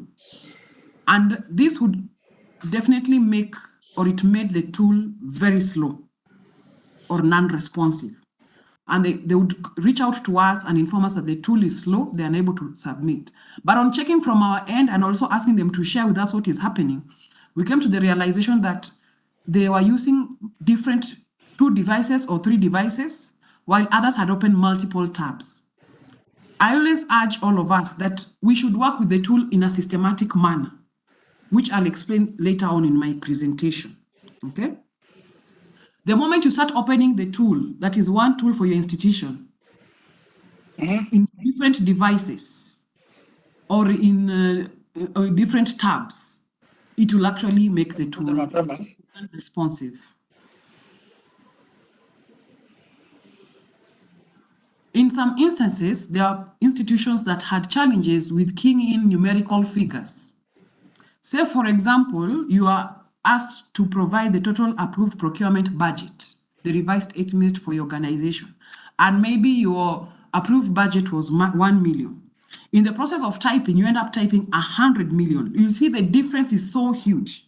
And this was prevalent, especially on the question I've shared with you on the screen. I would request that we be a bit keen, and when we are keying some of these numerical figures, you ensure that the figure is what actually is happening, is what your institution had been allocated in terms of issues to do with financial allocations. Providing data for submission, there are requests by a few institutions to reopen the tool after submission. And how did this happen? Today is 8th. Today is 9th, sorry. Today is 9th. So we send the tool today. And then we realize tomorrow or on Sunday 11th, for instance, you've already submitted. Yet you had a duration of 3 weeks. You have a duration of 3 weeks to submit. So why the rush? So once they realize that they've submitted by maybe Sunday 11th or Monday 12th, they now come back to us making requests that kindly reopen for us to resubmit. We uploaded the wrong documents and the like. This is not a good practice. You're all educationists. Majority of you are educationists. I don't think this is a good practice to carry on. Some of these requests we declined for very good reasons, that they had ample time. Their choice to submit the tool within 1 day or 2 days meant that they were ready before even we started sending out the tool. Another issue was the mix-up in uploaded templates and other required uploads. This was unfortunately prevalent with a few TVETs. You find, I will not mention the name, so you find TVET, a vocational institute A and a vocational institute B have submitted the same templates with similar data sets. It means one of the institutions borrowed from the other. Much as you may wish to assist or help your colleagues, let them stick to what is required by the commission. Others chose to now borrow templates from their counterparts, rename, relabel, and start keying in fresh data. But the way we create those templates, they are tied to each institution uniquely. So when we provide templates for you to upload particular sets of data, kindly abide by it. Another issue was the inaccurate data or inconsistencies. Take, for example, we ask your institution to provide us with your staff biodata. At the same time, we ask your institution to provide us with the terms of service for the teaching and non-teaching staff. If you look at the two sets of data, there is no congruence. There is an inconsistency in terms of the numbers or the information provided. So kindly provide us with factual data, because whatever you give us is what we analyze. You can imagine we are over 100 TVETs. So if, say, 30 have errors in one set of data or another, it means that the entire set of those 30 institutions will not be providing the real reflection of what is expected in our evaluation report.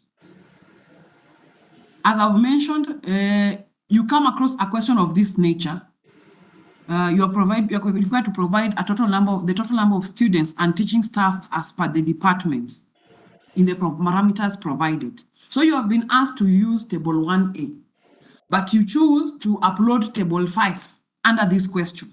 And then on that particular question, you upload table 1. So you swap your uploads. Why would this emerge? Usually you'd find in observation, you are in a rush to submit, or there were just errors in providing the data for our analysis. Kindly, I always insist, and I keep on reiterating, that we need to work as a team. 1, 2, have a working folder. So that as you upload table 1, you know it is table 1A meant for question 11. That was also an issue with the data. There are a few also institutions that, for lack of a better word, were trying to be smart. They were uploading blank or incomplete Excel worksheets. I wish to inform you, colleagues, is that we take our time to look at each submission. We take our time to look at those submissions. So if a submission has errors in terms of they have uploaded blank templates or blank Excel sheets, it means that the preceding question, which is a polar question, reverts to no. Take, for example, we asked a question under service delivery improvement and transformation if your organization has a customer service register. So you say either yes, you select either yes or no. So if you indicate yes, you are asked to upload a customer service register. So you upload, but you upload a blank template. When we are undertaking our analysis, we'll just revert your response from the previous question as no, because you uploaded a blank template. In short, you're trying to tell us, actually, you don't have a customer service register. Essentially, if you don't have it, it would form a basis for you to start planning to have one for your client and work towards addressing that gap if it is there. Others uploaded watermarked documents. What shocked us is that I personally received a phone call from 2 or 3 institutions informing me that they have documents that they've finalized that has not gone through stakeholder engagement, but has a watermark. It's written watermark, it's watermarked draft. So they were asking me, how do they remove the draft watermark? And on further inquiry is what I realized that they had not actually finalized the document. Kindly, colleagues, do not upload documents that are still work in progress. What we require from you is that if you require a particular guideline, a particular policy, ensure that it has been finalized, because we have a way of also checking. Within the evaluation tool, there is a point where we ask if you've developed any policy documents, if there were engagements with the stakeholders. So the two must speak to each other essentially. So you may decide to remove the watermark and upload, but if you come to the subsequent questions later on within the tool, where we ask you if you developed a policy document, and then you mention, yes, we developed a particular guideline, but there are no other subsequent documents to prove that actually there was engagement, then we have no option that other than to revert your previous response to the polar question as no. There was challenge in a few institutions in compressing perceived large documents. I'm glad that your ICT officers, your colleagues were able to assist. So this was not so prevalent last year's evaluation. However, during our training, we also emphasized on the need for institutions or TVETs or teams to work, a constituted team to have also the input of assistance of ICT officers to provide that technical assistance in case there are challenges in compressing or scanning documents. Other institutions uploaded unrelated or wrong documents to the evaluation questions. Again, take for instance, a question that we are referring to a circular. I remember we received a phone call asking us which circular is this you're referring to. So take for example this question.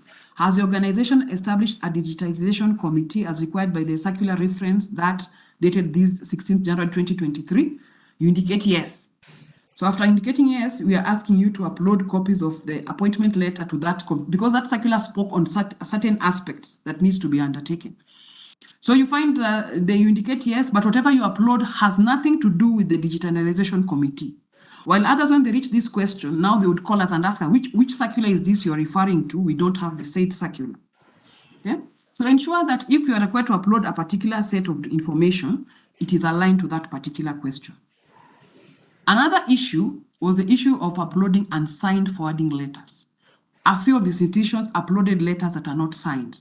On inquiry, we are told that the heads of institutions were not around. I'm sure even if the head of institution is not around, there's a designated deputy. I'm sure there's a designated deputy who can sign on behalf of the head of institution. Okay? The G Drive links, this was one of the areas that was a bit new last year, where you are required to provide links to videos or images on issues to do with promotion of values and principles. Okay? So some provided links that were not accessible, while others were provided links that were not related to the evaluation question. I am sure you can remember when you came across such a question on promotional activities on values and principles. On your far left, you can see somewhere I've circled. There was a video to take you through how to create a G Drive link and provide it in the question. You provide it as a response to the evaluation question. So say you indicated yes, and you come across something like what you can see on the screen. So if you developed promotional strategies and you indicate yes, you are supposed to provide a JPEG link as guided by the video that I've mentioned and a short clip. So some would provide links that are not accessible, while others would provide links not related to the question as at hand. However, the institutions that did it so well, and I'm sure hopefully later this year, as we commence this exercise, we shall be able to share with you examples of what we were expecting. Last minute rush. Some institutions could not submit the information within the set time frame. Others kept on now as requesting for extensions. Others opted to provide incomplete data. So they chose now all responses we shall indicate no. The purpose is to submit, not to provide data. So you realize that some information that was sent to us, much as it's submitted, it is incomplete. Okay, this had a serious impact on the data for analysis. Okay, others could not submit. So failure to submit, it means you are not compliant, and therefore your data could not be analyzed as an institution. Keeping with the set timeline still on the same breath, the issue of now, I remember the very last day, we were receiving a lot of phone calls saying that, indicating that the tool had become slow, we were not able to submit, the tool is hanging, the data is a lot, we have not compiled everything, we need more time. So people are under a lot of stress from what we gathered. And it was just a few people who I think waited till the very last day. I do not understand. What I'd like to highlight to you is that work within the set time frame. More often than not, we usually give 3 weeks. Submission of the data through the online tool should take you at most, and that one you're going very slowly, 1 hour. So more effort should go towards collecting and collating the data and then confirming that set of data. So do not rush to the tool to submit, but ensure that your data is correct, that your data is actually factual, and then now you embark on the tool. So from our end now, the data we received from institutions by the commission, the challenges. I've mentioned about inaccurate or incomplete responses from institution, which had a complicated analysis. And the consequence is that there was a risk of reporting inaccurate results. As you've heard from the previous speakers, there was a meeting last week on Friday with the heads of institutions. And some were indicating to us upon receipt of the management reports that is not the situation in our institutions. So you realize that the data you forwarded to us under the signature of the very head of institution, some of them, they were disowning that data, meaning they were not involved through the entire process. We encourage that you give briefs to your heads of institution before you submit this data. Even as you give the briefs to your heads of your institution, it also forms an internal evaluation mechanism for you to address some of those gaps that you realize either you've not undertaken, or some of those gaps that need to be addressed urgently. Another issue, but it was not very prevalent with TVET, was selecting of the wrong sector of your institution. At least TVET did not have a problem with this. These also usually other sectors are the ones that faced this challenge. I've mentioned about the not being keen with figures, the issue of the 1 million, and then you end up keying in 100 million, which had an impact of misrepresentations of data. Some of this data, as we were analyzing, we realized that the variance is so huge, because we have other subsequent questions that speak to each other, we were forced to call the institution. But you can imagine we are dealing with over 500 institutions, and we start calling even just 100. It delays the data analysis process. Usually we provide templates for each institution to key in the data and upload on the online tool. Some institutions chose to create their own templates and submit. So when we extract this information for analysis, you realize that your data is not aligned to what we expected, thereby making our work a bit slow. Sometimes we were kind enough, we would call these institutions and ask them to resubmit the information. On the same breath, I wish to mention that usually we receive this data through the medium of the online tool, not through email attachments or not through printed documents and sent with a flash disk. Kindly, colleagues, let us use the medium as provided for by the Commission. The day when we will ask you to bring hard copies, you shall be notified accordingly. But as it stands now, this evaluation process, you submit the data through the online tool, not as email attachments. The issue of late submission of data, thereby compromising the quality of the information that we received for analysis. So never wait till the very last day. Part of it is that you start preparing even today after you've received your management reports. What are the gaps? What can be addressed? So that come a few months to come from this month, you are ready for the training, and also you are ready to prepare to provide the relevant information that the Commission needs based on the evaluation questions as guided by the thematic areas. I've mentioned about uploading wrong or incorrect attachments. I will not repeat that. The failure to review documents before uploading. You've heard me mention uploading wrong templates at wrong questions. Most of you are educationists. Even if a student writes in an examination, gives a wrong response to a different question, actually it is the student will not make it through that particular question. So if you are supposed to upload table 1B under question 11, let it be 1B for 11, not to table 1B for question 52. You make us now start going back and forth, now looking at your data, where might have there been an error. And we observe that most of the people who are institutions that were doing this, having this error prevalent, were the ones that were submitting towards the very last day, or rather the last day.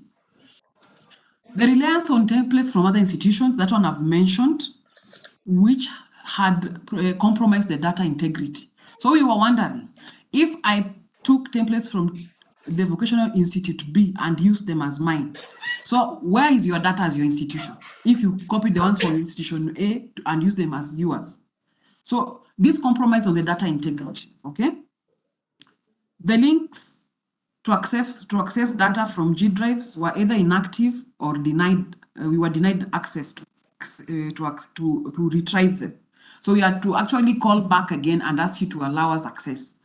I've mentioned about the question at hand that had the issue of the uploading of the links for the images and the short clips. Kindly, if we provide guidance, please just try and work within the same. if you have a challenge, we are always at hand to offer that much needed assistance.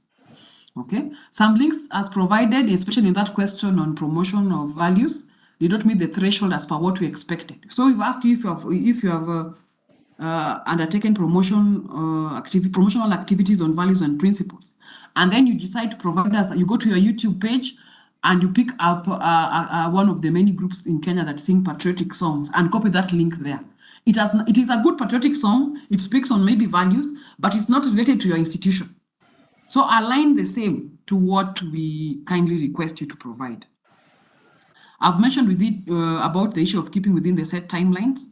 Those institutions that could not submit could not be evaluated, and therefore they were marked as non-compliant. I remember again that Friday that there was a deadline of data submission.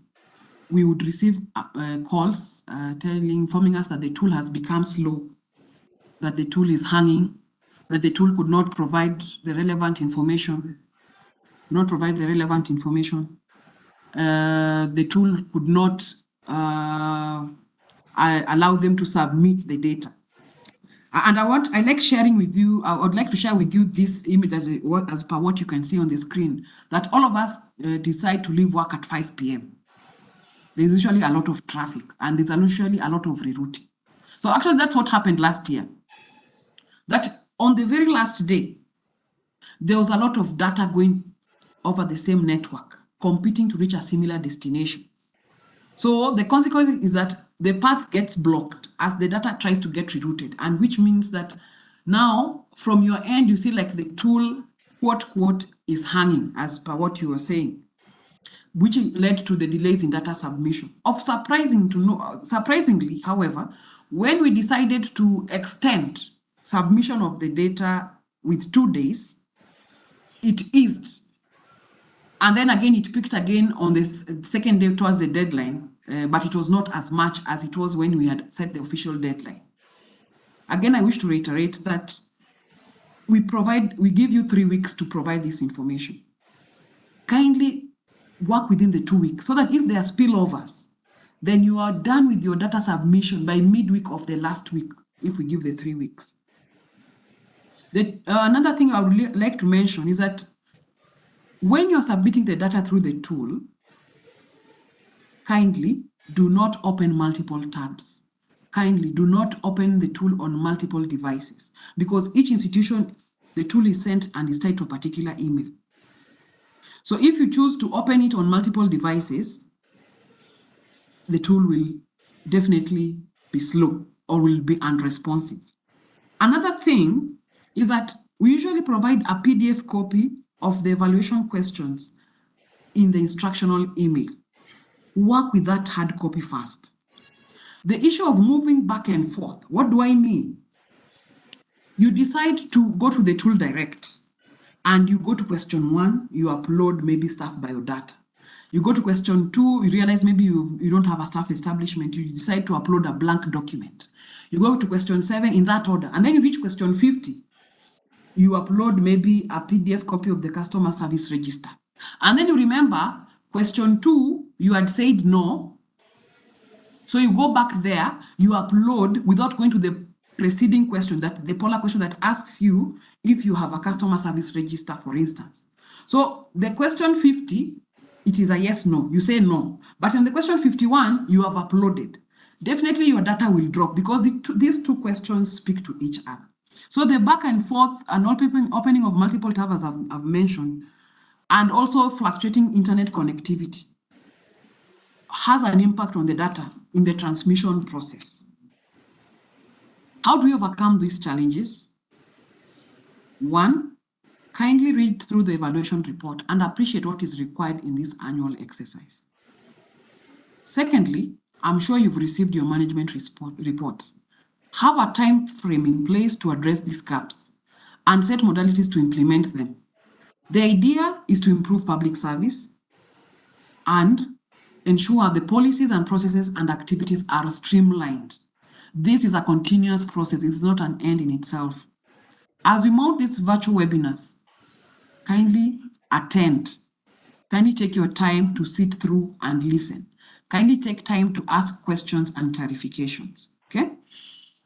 Whenever we send this tool, take your time to read through the instructional email before commencing submission of data through the online tool, because every year we change, every year we improve, every year we sometimes even choose to do some trend analysis. So the instructional email actually informs you, it forms the basis of submission of this data through the tool. So I would like to mention, because I remember a few institutions were informing us that they did not receive the tool, while others saying that the person who was handling the tool went on leave, all manner of reasons. The system is able to monitor the progress of each organizational data. And we've made an effort to make changes to improve it, to improve that data submission process and make it more seamless. Always work as a team. Have a core team working on values with proper leadership. Usually we task the heads of HR who are able to identify directors or officers from other departments to provide them with the relevant information as guided by the thematic areas. Always prepare briefs and present them to your leadership on the outlook of the information being submitted to the commission. This is part of the ownership, so that we don't have comments coming up as what we had last week on Friday. Some heads of institutions saying, we didn't even know that this was happening. So let the leadership of the institution also appreciate, and we are glad that they attended last week, so now they are aware. Let them appreciate the data that you're submitting to the commission. So before even that letter is signed and forwarded to the commission through the medium of the online tool, they get to know the gaps. You also have in place mechanisms to address those gaps. Kindly give the exercise the seriousness it deserves. It's not a routine exercise. It has a lot of impact, as you've seen of late, and work within the set timeframes. With those remarks, I come to the end of my presentation. Thank you very much. Back to you, Dr. Juma.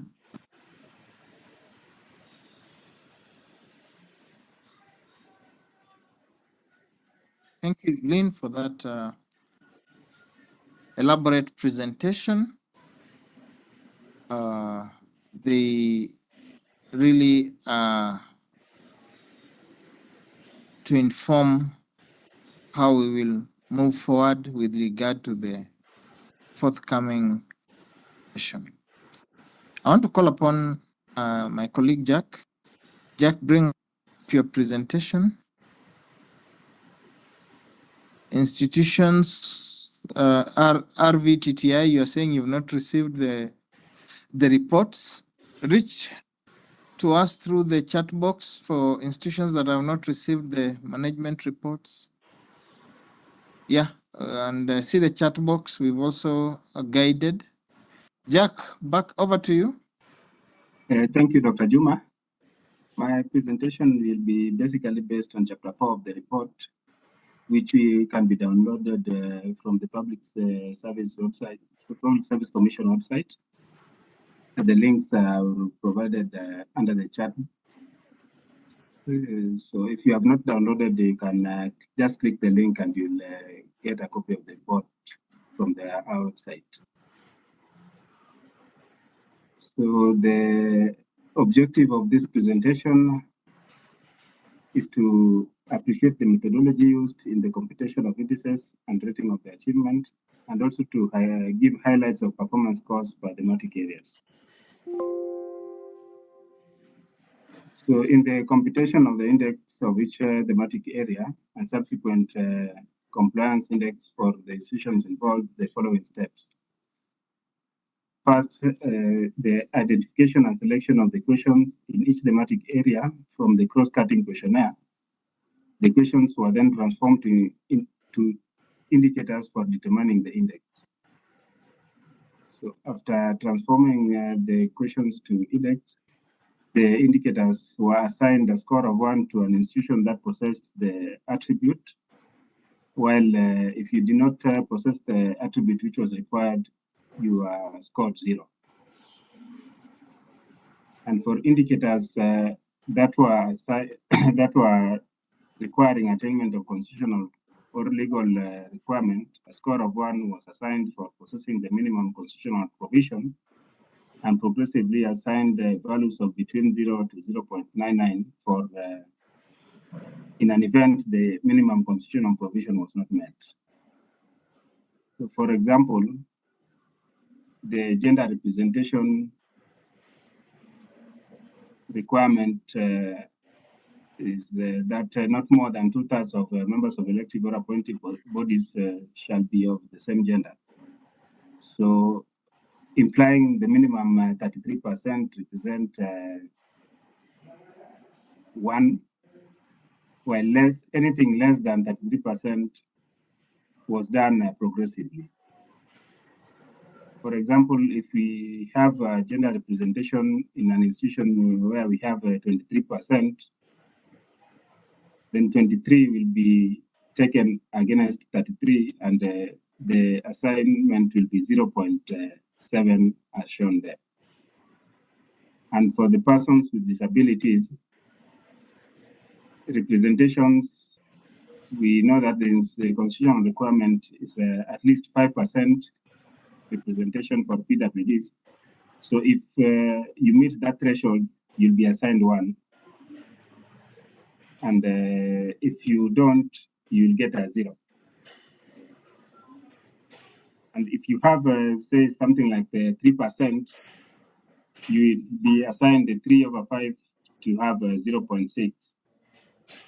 Therefore, the value for that will be given is 0.6. And for those institutions, for example, like the specialized TVET institutions, which may have surpassed the 5% mark, the scoring will still remain 1.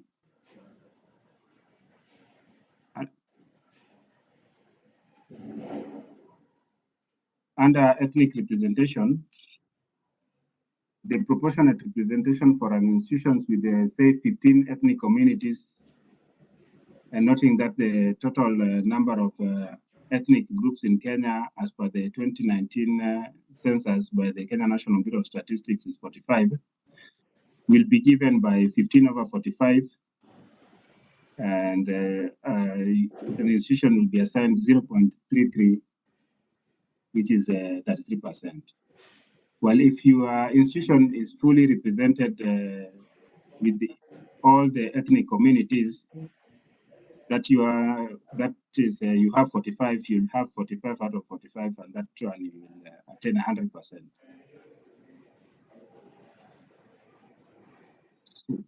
So the indicators were then normalized to make them comparable using the Minimax method given by this equation. The Minimax method usually normalizes the indicators to have identical ranges between 0 and 1. So after that, the performance index for each thematic area for each public institution, and subsequently the compliance index were computed by converting the assigned scores to percentages, and then the mean of scores of the indicators in a thematic area for each institution was therefore after determined. And in order to establish the compliance index in the thematic areas for each institution, the mean of the scores was established. So based on the mean of scores, the rating of achievement of a public institutions was categorized as high achiever, medium achiever, or low achiever. So from the mean scores of the institution, each thematic area, the standard deviation of the scores was determined, and a public institution was considered a high achiever if the index scores was more than 1 standard deviation above the mean. A medium achiever is where the index score was within 1 standard deviation of the mean, and low achiever was where the score was 1 standard deviation below the mean. So for example, in assigning the level of achievement for a thematic area, say A, where the mean score is 76 and the standard deviation is 20, will be done as follows. The low achievers will be gotten by subtracting the standard deviation, which is 20 from 76, which now gives us 56. So if you fall below 56, then you will be considered as a low achiever. While those who are between 56 to 96, these are the ones which will be considered as medium achiever. Anything higher than 96, that's 76 plus 20, which is the standard deviation, will be considered as high achievers.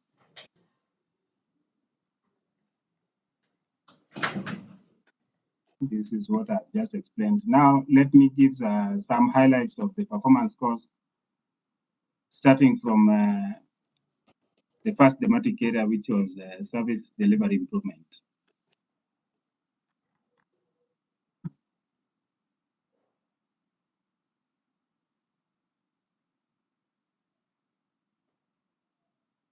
So in the performance indicators which were used are these, which are the ones which are enumerated, and this has been highlighted by Dr. Juma in his presentation. And the scoring criteria is this one. This is the first table in the chapter 4, which indicates, so if an institution was to have the transcription of the service charter into Braille, then if you have transcribed that charter into Braille, you will be scored 100%. But if you have not transcribed the service charter into Braille, you score 0. So the mean score for that indicator was 57.99. Here you will see that the mean score, which the indicator which scored most institutions had was the functionality of the email in public organizations, which we had 89.67 as the mean score. Compare this with what the TVET institutions had. The mean for the TVET was 91, indicating that most TVETs had functional email. But when it comes to responsiveness, the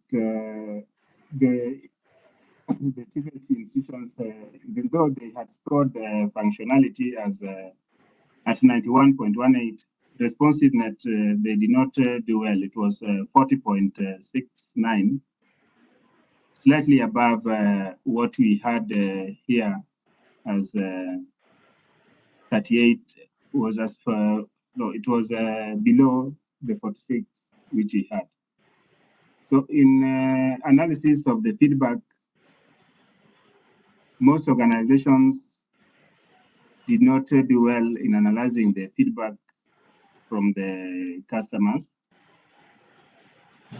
And for the case of the TVETs, it was even worse because out of those TVET institutions which said they received feedback from clients, only the mean score of 1.96 was the one which was assigned to the TVET, implying that most TVET institutions were not keen in analyzing the feedback of the clients.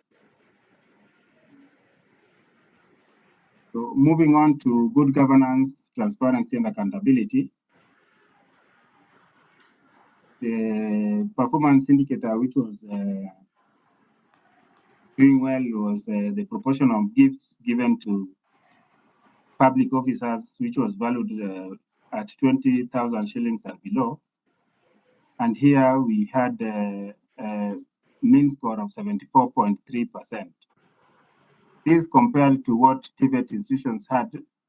TVET had 4.52, indicating that most officers in the TVET institution were either not declaring the gifts they received, as earlier been highlighted by Wesley. So it going forward, it requires that if you receive a gift as an individual, you should make sure that it is recorded in the gift register. So the one which was not doing well in this particular thematic area was mainstreaming of values and principles in public service delivery processes, which we had a mean score of 13.98. And under TVET, the score was even not good at 6.37. This also needs an improvement. So in high standards of professional ethics, the indicator which was doing well was the existence of members of regulatory professional bodies in the organization at 84.51. This also was the same to TVET institutions, which had a mean score of 65.2. While when it comes to the one which was not doing good was the level of compliance to final declaration, where we had a mean score of 9.17. This for the TVETs seems that we did not it was not considered because when it comes to the declaration, most TVET institutions were returning the declarations to the State Department. And by the time we were doing the analysis, we had not checked with the State Department. Maybe moving forward, we'll need to liaise with the State Department to check the officers who have filed the initial, final, and the 2-year declaration from the department.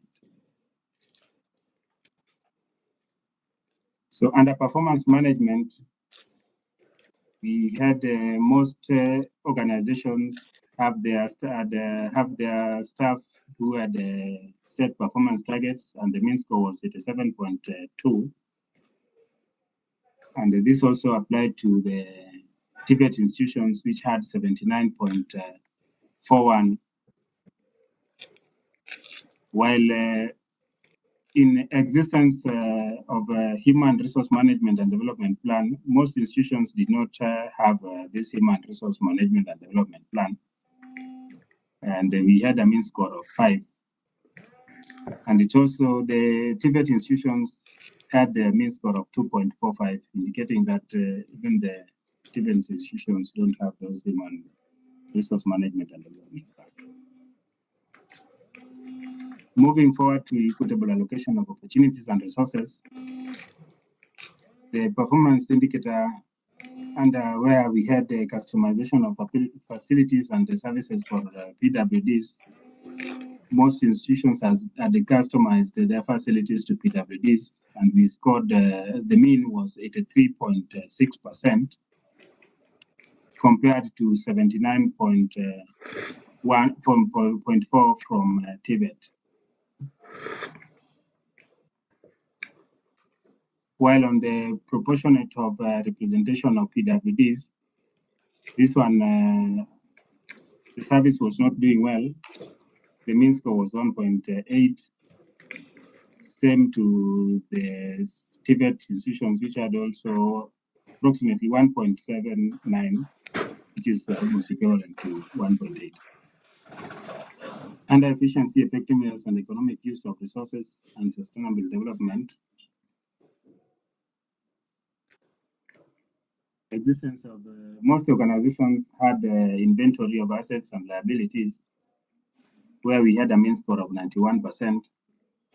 While when it comes to the customization of the policy on assets and liability management in the public service, in the public sector, we are not doing well as a service, since we had 15.9%.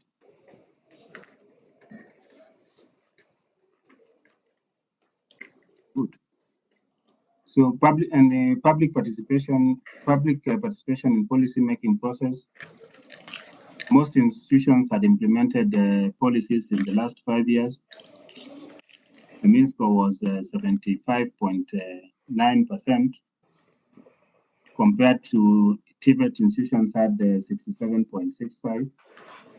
While when it comes to the customization of guidelines for public participation in the policy formulation, the mean score for the service was 11.5, while TVET institutions had not customized, most TVET institutions had not customized the guidelines for public participation in policy formulation, because the mean score was 1.96.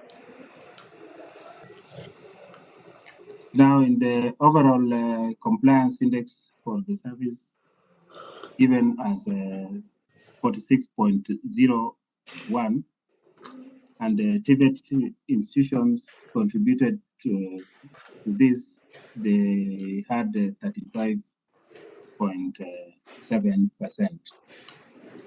So moving forward, as the earlier presenter has said that we had received your institutional reports, so you should go and check where you have not performed well and see on how you can improve on those areas. Considering that the evaluation for this financial year will be starting in July. So with that, thank you for listening. Over to you, Dr. Juma. Thank you, Jack, for that good presentation. You've taken the participants through chapter 4, but for participants to get the details, you need to download the report and read through. There's a raft of questions. I want to believe that the representative from the State Department is still with us. We'll take a raft of questions from the chat box. I also want to find out whether we have a representative from TVETA. Do you have someone from TVETA?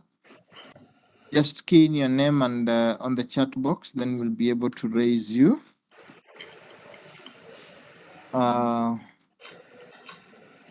And then I want to alert Stephen Gome Gofwa, the principal of Coast Institute of Technology, to be ready for a vote of thanks towards the end, and also give us a closing prayer that will come towards the end.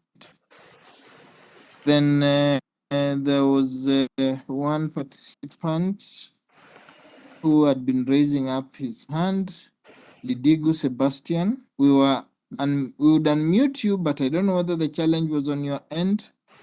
If you raise your hand, we'll also give you a chance this time around again.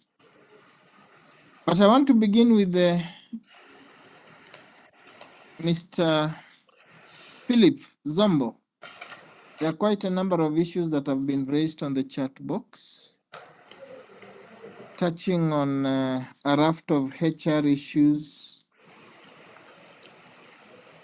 running from issues of extraneous allowance and responsibility allowance for principals, deans, registrars, HODs, to deans, registrars, HODs who are yet to receive their appointment letters, to officers who are proceeding on retirement. What is the State Department doing to ensure they get their benefits fast? There is also one issue raised by one of the participants, trainers who have taken bank loans and are about to retire. The interests are going up day by day. What can be done? I don't know whether you can respond to that.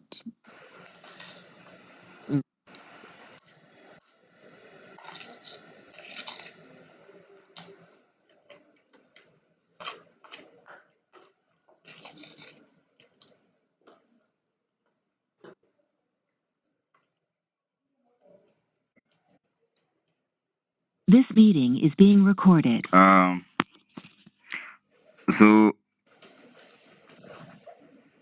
on issues of officers who are nearing retirement and they'd like to know the documents to be submitted for there to be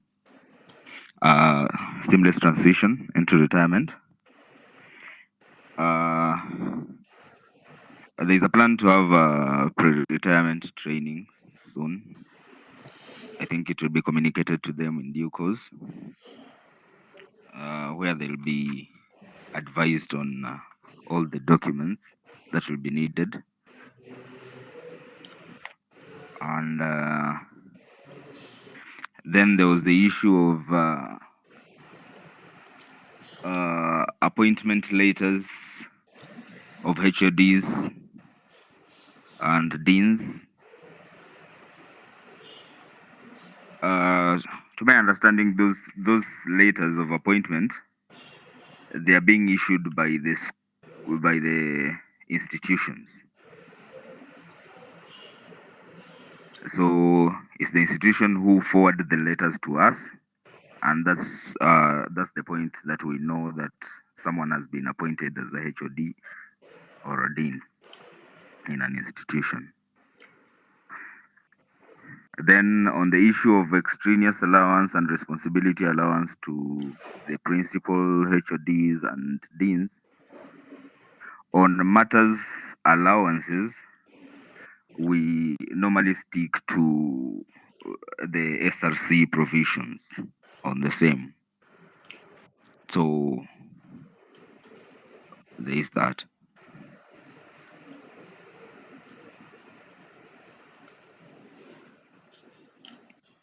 I think those were the questions that I had from my end. What about that would be a policy issue? The BOG officers. Or the absorption of the BOG officers, Officers. or for them to be absorbed under the public service.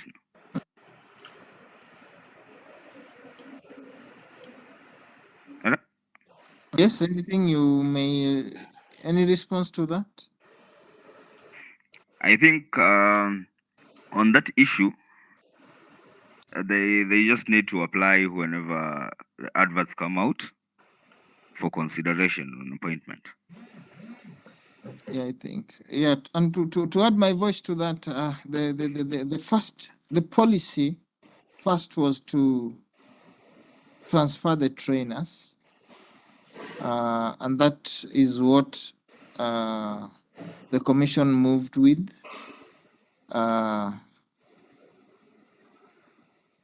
I'm not sure whether there are such discussions, but it would require a lot of another policy direction.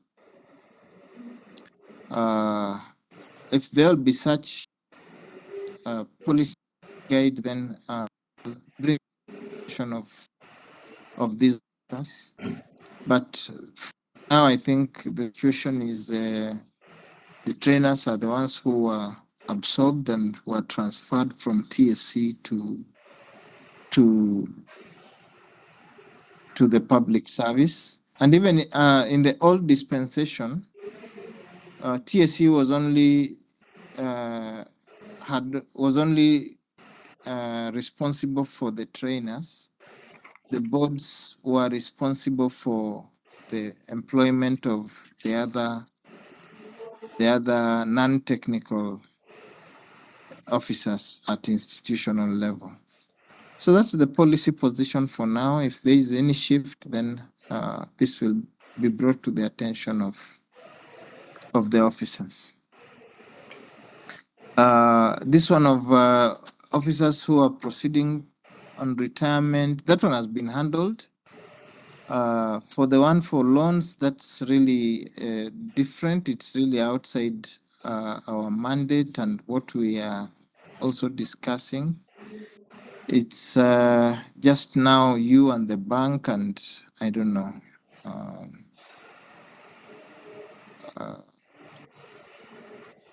Then let's see if there are any other responses. Daniel Owiti, we had given you a chance. Could we try Lidigu first?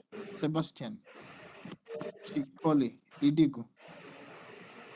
You've been unmuted.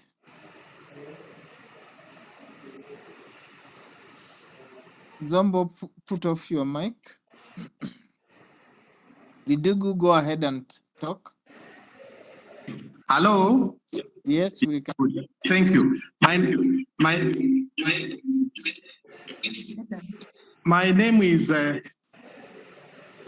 Lidigu Sebastian Shikoli, the principal for Hamed Shahame Muidani Technical Training Institute in Mombasa. Now, we've had an issue to do with a new course in TVET institutions, this is cosmetology or hair and beauty. The requirement for you to get a job from the Public Service Commission, please, we would wish that you come clear because it's a new area in our country. We have those who've done CBET exams. We have those who did exams from private colleges, diploma levels. We have those who've done CT and GILS exams. That is diploma. So we want the PSC to be clear on what are the requirements for one to be hired as a hair and beauty trainer over and above pedagogy from Kenya School of TVET. Yeah, because, and then secondly, there is the group that was hired previously in the previous PSC appointments. They have had issues. How has the PSC resolved their issues? The trainers who were hired last. Thank you, sir. Which issues? Because if you don't bring them up here, we won't know. You just said they have had issues. It's like they have not gotten the appointment. That's one of the issues. The other issue is they were doubting their qualifications. So I don't know what they are. They were doubting their qualifications, or it's the commission that was doubting? It's the commission that was doubting the authenticity of their qualifications. Then the ministry, Philip, you could respond to, you'll respond to that, Philip, those two issues. I don't know whether we take a few more. Let's take a few more. Thank you. Let's take a few.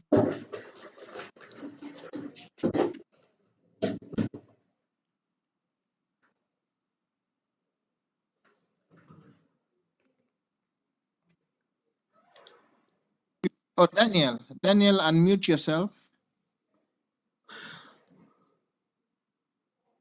Okay, Evelyn Masinde.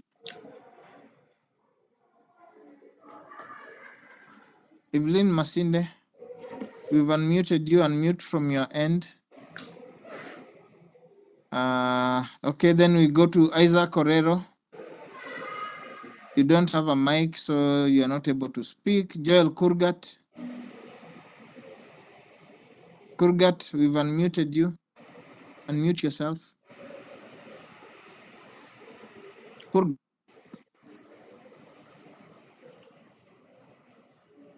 Lidigu, we had given you the chance. Martin Makoha.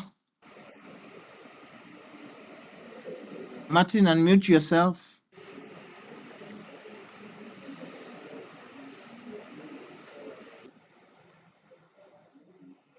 Martin Makoha. Marcela Mumali. Marcela.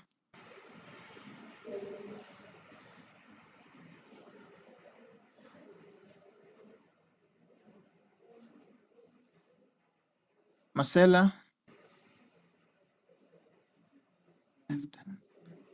Martin Makoha.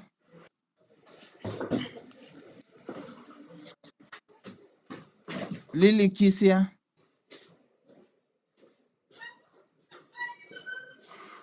When we call your name, we expect you to unmute from your end.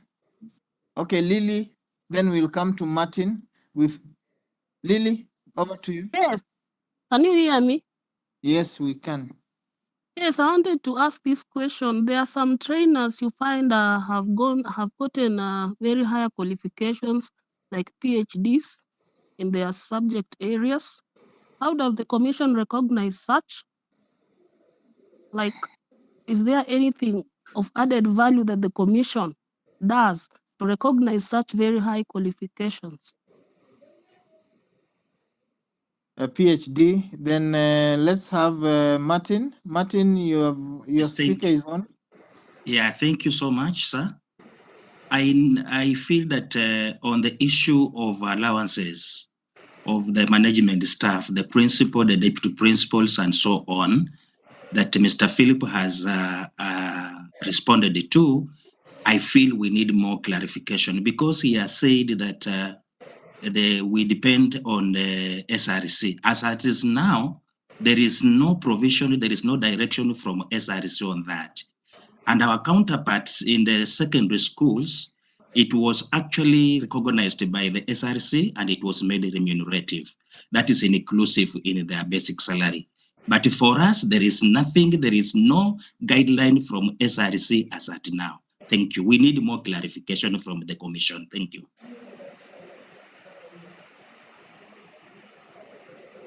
Okay, then Gabriel Njagi.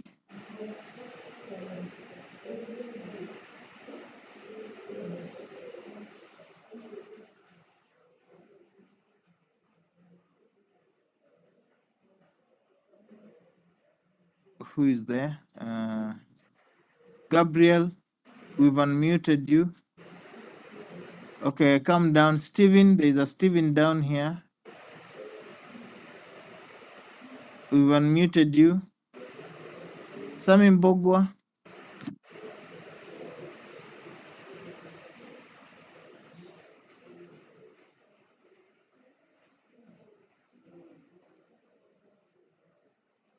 Odipo.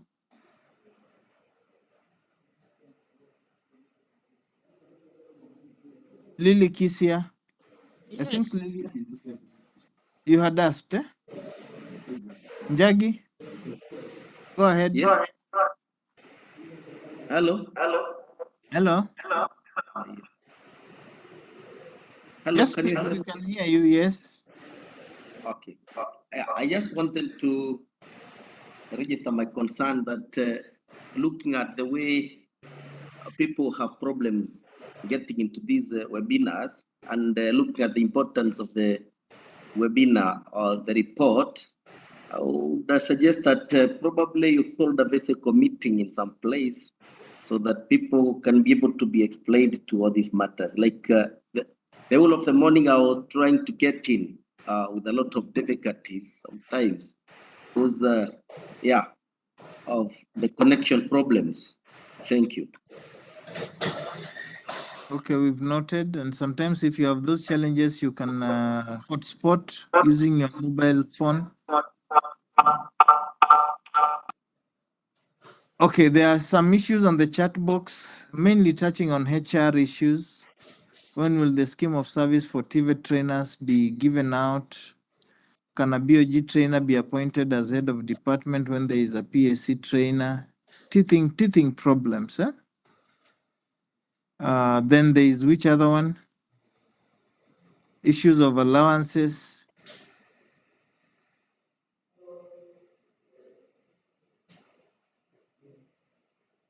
Can PC coordinators be considered on the same platform as HOD? Who should receive letter of appointments as well as responsibility appointments?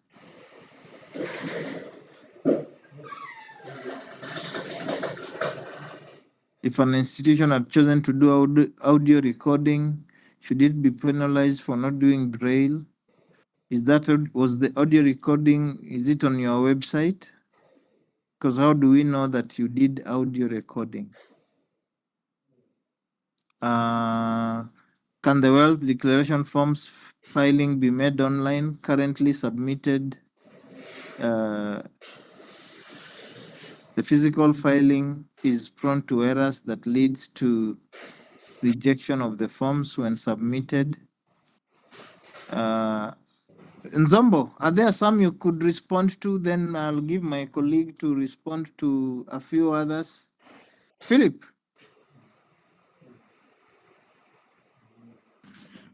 I can respond to first the clarification on the allowances. No? In the public service, mostly we are guided by the SRC when it comes to salary and allowances. So unless SRC gives us a go ahead to pay any other allowances that are not within their scope, there is really little we can do in terms of paying the extraneous and responsibility allowances to the principals and deans, because that will now lead to an audit query on why we are paying such allowances. And then on the issue of newly appointed trainers on getting their appointment letters, all of them have been given the offers of appointment, and also they responded to the offers. Some accepted, others declined. So those who accepted, the process of getting their personal numbers, some have gotten their personal numbers, others is ongoing.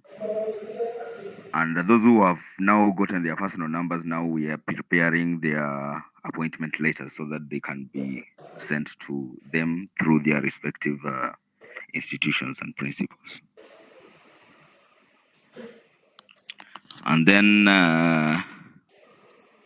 there was another question here about can a board of DOG management trainer. trainer be appointed as HOD where there is a PSC trainer? What I can say about that is most of that mandate lies with the BOG and the principal of the school. So most of them are appointed by the schools or by the institutions, where we have little say on that. Thank you. Maybe I'll give my colleague a chance to respond to others, but some maybe the State Department may need to take them up as and provide policy guidelines Yes. because they are posing as a teething problem like that BOG PSC trainer. Some policy direction, which then either can be approved by the commission, and even the one for the allowances. Maybe you can put up a paper. The ministry can do a draft paper trying to give the scenarios. This is how they were before they transited, so that then SRC can also have its mind on it. That way, then you'll also have been seen to have taken an action than just to wait. Because if we just wait, SRC doesn't know. So it's just to bring some of this in the light, do a paper which then can be forwarded to SRC, and then a follow-up can be made. But my colleague can also respond to some of these issues.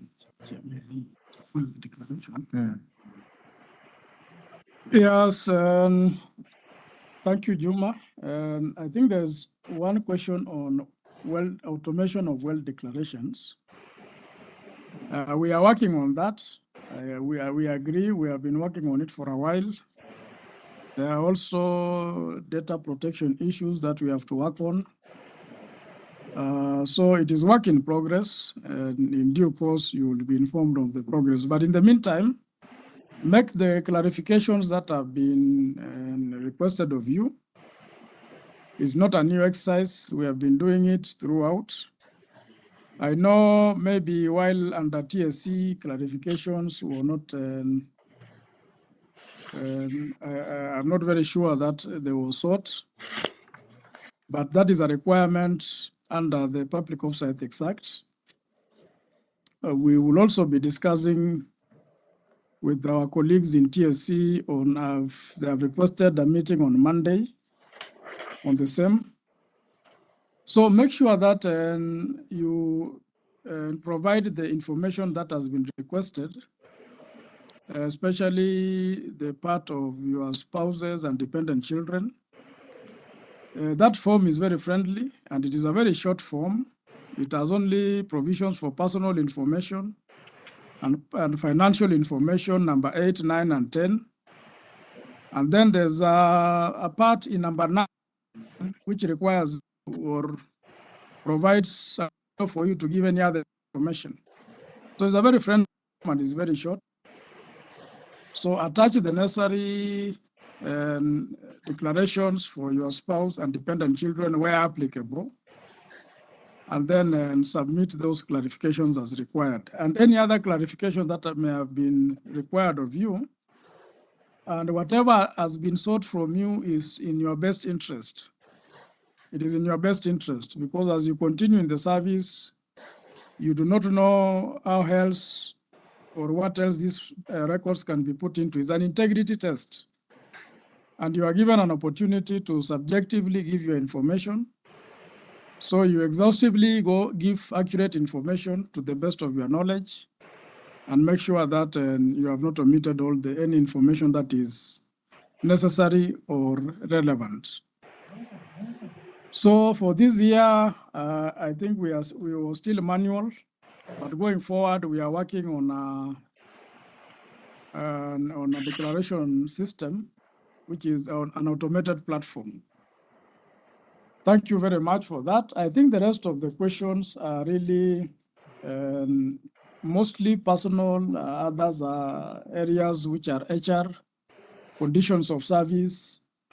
We will continue to have this discussion, and even this report also will be shared with our colleagues who deal with this area of terms and conditions of service. They may want to advance it with the State Department to look at some of these areas that require review.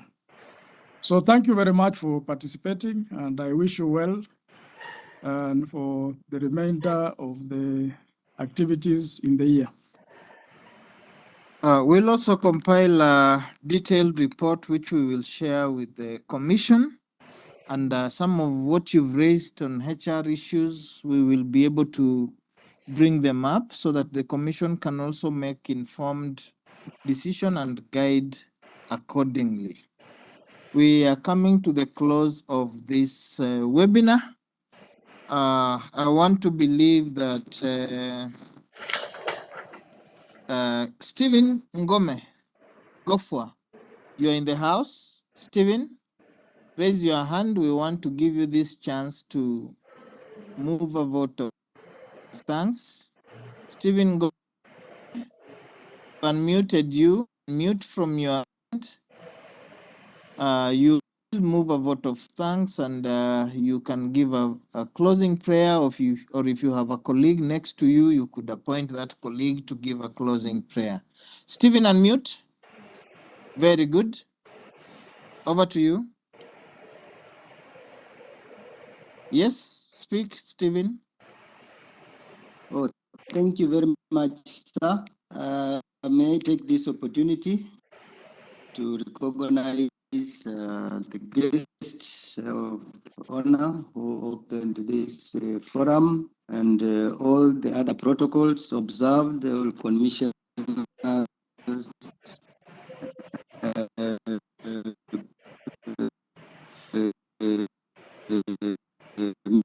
ministry officials.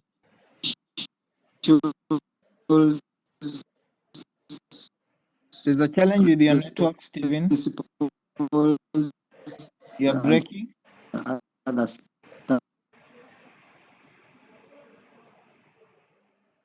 Okay, continue. Stephen.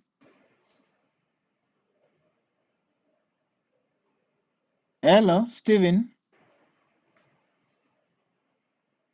As Stephen sorts his mic and network, those who have not registered, we've shared the link. Click on that link and register. It's important that you register. Stephen, are you still there? Stephen.